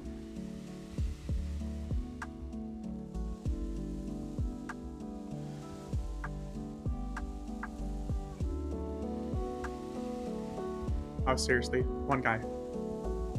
Bruh. Okay, that should be all of them.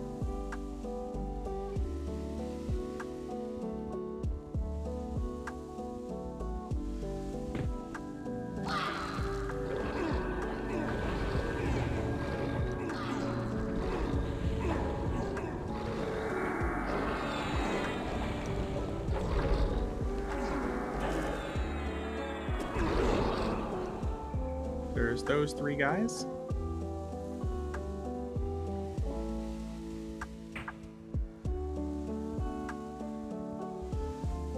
And this next big boss, if we don't kill him right off the bat, he hits us with an unresistible slow, which is just not a good time. Things that shouldn't happen at level 120 but still seem to.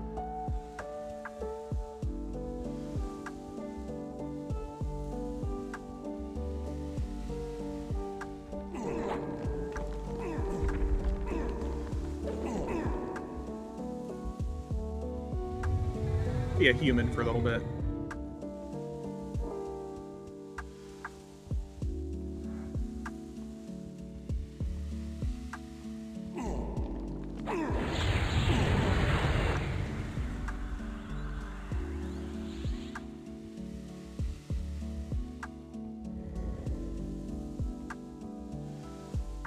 Dirty human, yeah. As soon as the words left my mouth that I said I wanted to be human for a little bit, it kind of grossed me out. And I was like, oh man.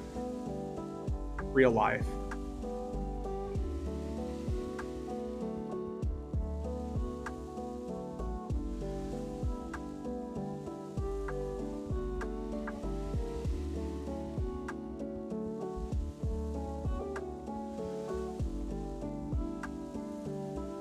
You have ruined your own lands. Don't ruin ours. One of the best EverQuest lines.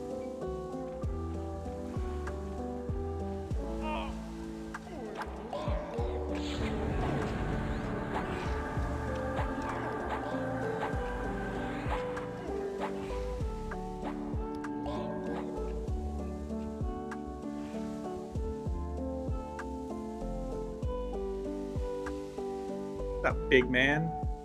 So much setup time. Yep.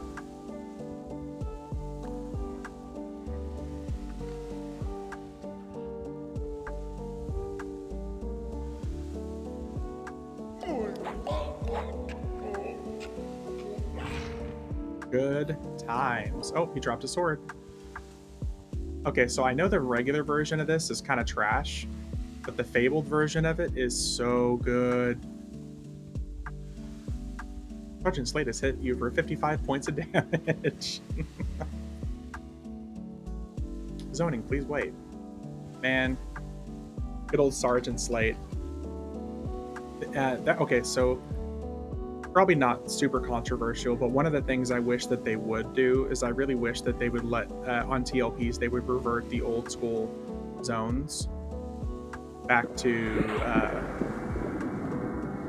like classic Freeport, classic Common Lands, classic Oasis of Mar, stuff like that. I wish I could see those zones in classic again on live EverQuest. And like not change the zones over until they were done like in a time frame.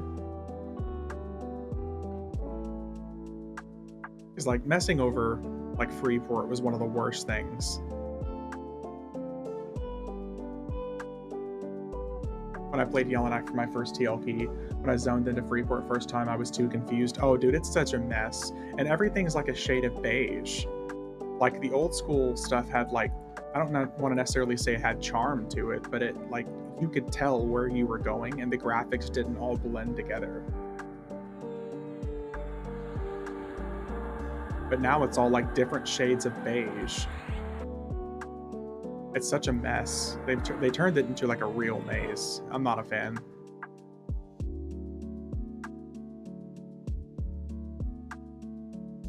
Okay, now it's time for Plane of Time.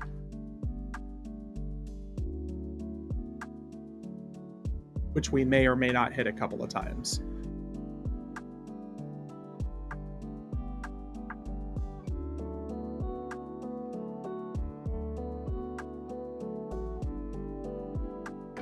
Started playing P99 to get the more classic feel. I like the quality of life of TLPs, but I want to play in an earlier era, and they just go through those too fast. Yeah, Finn, that's a real problem.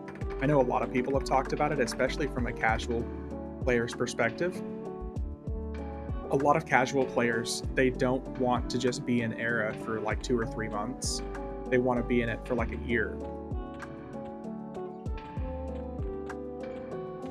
Because if you think about it, like, even speaking of as like a casual EverQuest player, casual quote unquote, is the amount of time I spend playing and stuff like that, it takes me a lot longer to get to the end game than the average person. Farm might be good for that, yeah.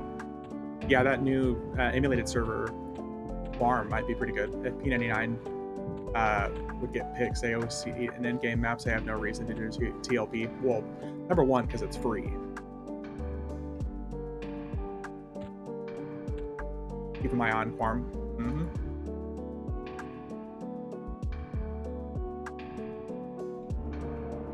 Yeah, Quarm seems like it's going to be a really good bet for a lot of people. I'll probably end up giving it a try. I haven't really done any emulated server EverQuest stuff since I played a little bit of P99 a few months ago. I'll be donating each month once I know which MU server I'm going to play on, just because it feels right to do. That's fair. I mean, donating to support them, that's a good way to go. When I played on an old emulated server 6 or 7 years ago called The Hidden Forest, I donated a few times to them too. Maybe not as much as a regular sub, but still more than nothing. Yeah. Like I said, that's super fair. Obviously, I don't think they expect donations, but I think you can 3-box on Quorum. I think that's what people said.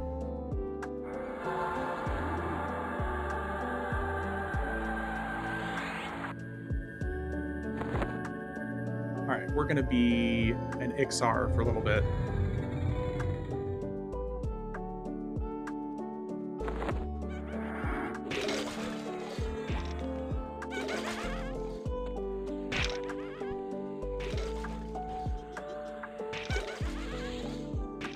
No, as in no, you can't box on Quorum?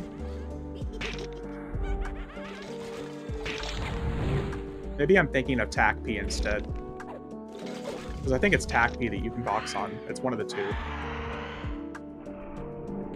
TACP. Yep. Okay. So yeah. Sorry, that was my bad. Yeah, TACP is 3 box. That MU server was sweet. I donated so I could get the sweet SK 2.0 epic that they modded into a one-hander. Oh, the Hidden Forest. They want Quorum to be single box. I guess that's fair. And now my favorite glitch, running at the wall until I get teleported.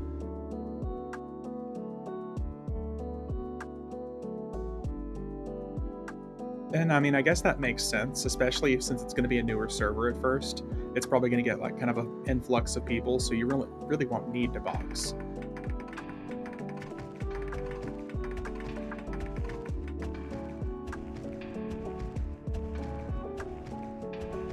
I'm all for the true box stuff at first for a lot of servers, but like, you know, 2 or 3 expansions in, I just wish it would let me box most of the time. I wouldn't play Quorum if it was like TACP. One reason I quit TLP is because the boxing culture. It felt like you didn't box. You were, yeah. That's fair. That's why a lot of servers like Burtox and Bristlebane that I've heard from a lot of people is that since it's boxing culture most of the time, you're pretty much shit out of luck. I see a lot of new people come into Firiona Vie that are just playing solo that will end up joining guilds like Emerald Alliance, and they'll find like a pretty good pathway. If they remove the ability to box on TLPs, it would also deal with some of the chrono farmers. That, unfortunately, Finn, I don't think so, because most of the people that know how to get around it will continue to do so. There's several ways to get around it.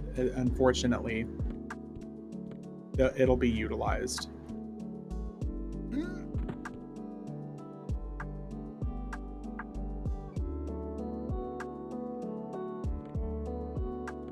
In the famous words of Jeff Goldblum, life finds a way. They would need actual staff to enforce no boxing. Yeah, so it'll never happen. Yeah. If I couldn't box playing this game, I wouldn't play it. See, yeah, there's also that crowd of people that feel that way, for sure. 100% this game would be terrible not boxing in TLPs. I mean, I was just talking about how, like, if the main reason I haven't made Mischief my main home is because I can't box. So, I get that. I 100% get that. The main reason I like boxing is because my time commitments most of the time, I can't stop what I'm doing and, you know, focus 6 hours into a video game multiple days a week. That's what limits me from doing it. Is I don't like spending the time finding a group and getting together with people and then end up having to get up 45 minutes later. I think that that's just inconsiderate to other players, especially in a lot of TLPs.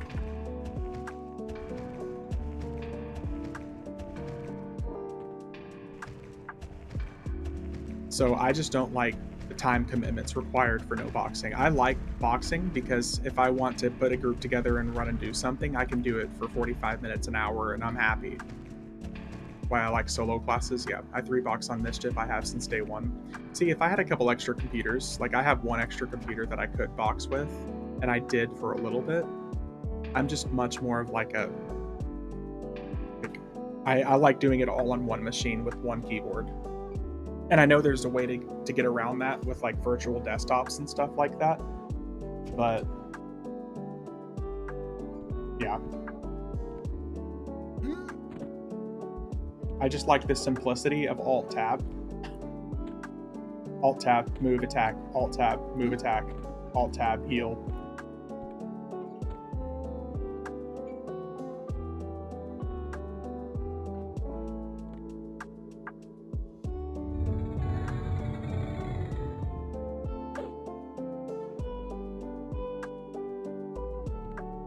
Oh, here, let me allow that. Okay, the fact that boxers was not allowed, this auto mod stuff cracks me up. I would be more inclined to be alright with boxing if it wasn't, in most boxers I met talked to use third-party software to make it easier. I 100% get that. What servers let you Alt-Tab box? I mean, like Firiona Vie, most of the servers that are free to play allow you to do that. Sorry, I'm new to EverQuest. No worries, don't worry about it. So most of the free-to-play servers that you can play on without a subscription allow you to the box just alt tab. A good majority of the preferred servers, which are all like the green servers at the top of the server list, all those preferred servers require a subscription, and most of those are true box. There's a couple of them that aren't. Like I know like Rizlona is one that doesn't require that lets you box and stuff like that. But for the most part, they almost always start servers these days as what they call true box, which means like each different character that you're playing has to be played on a different actual computer. So some allow it, some have a relaxed true box, which lets you play 3 characters per machine. But for the most part, a lot of the free to play servers, I would say, I think all of them, as a matter of fact, let you play with as many characters on one machine as you want.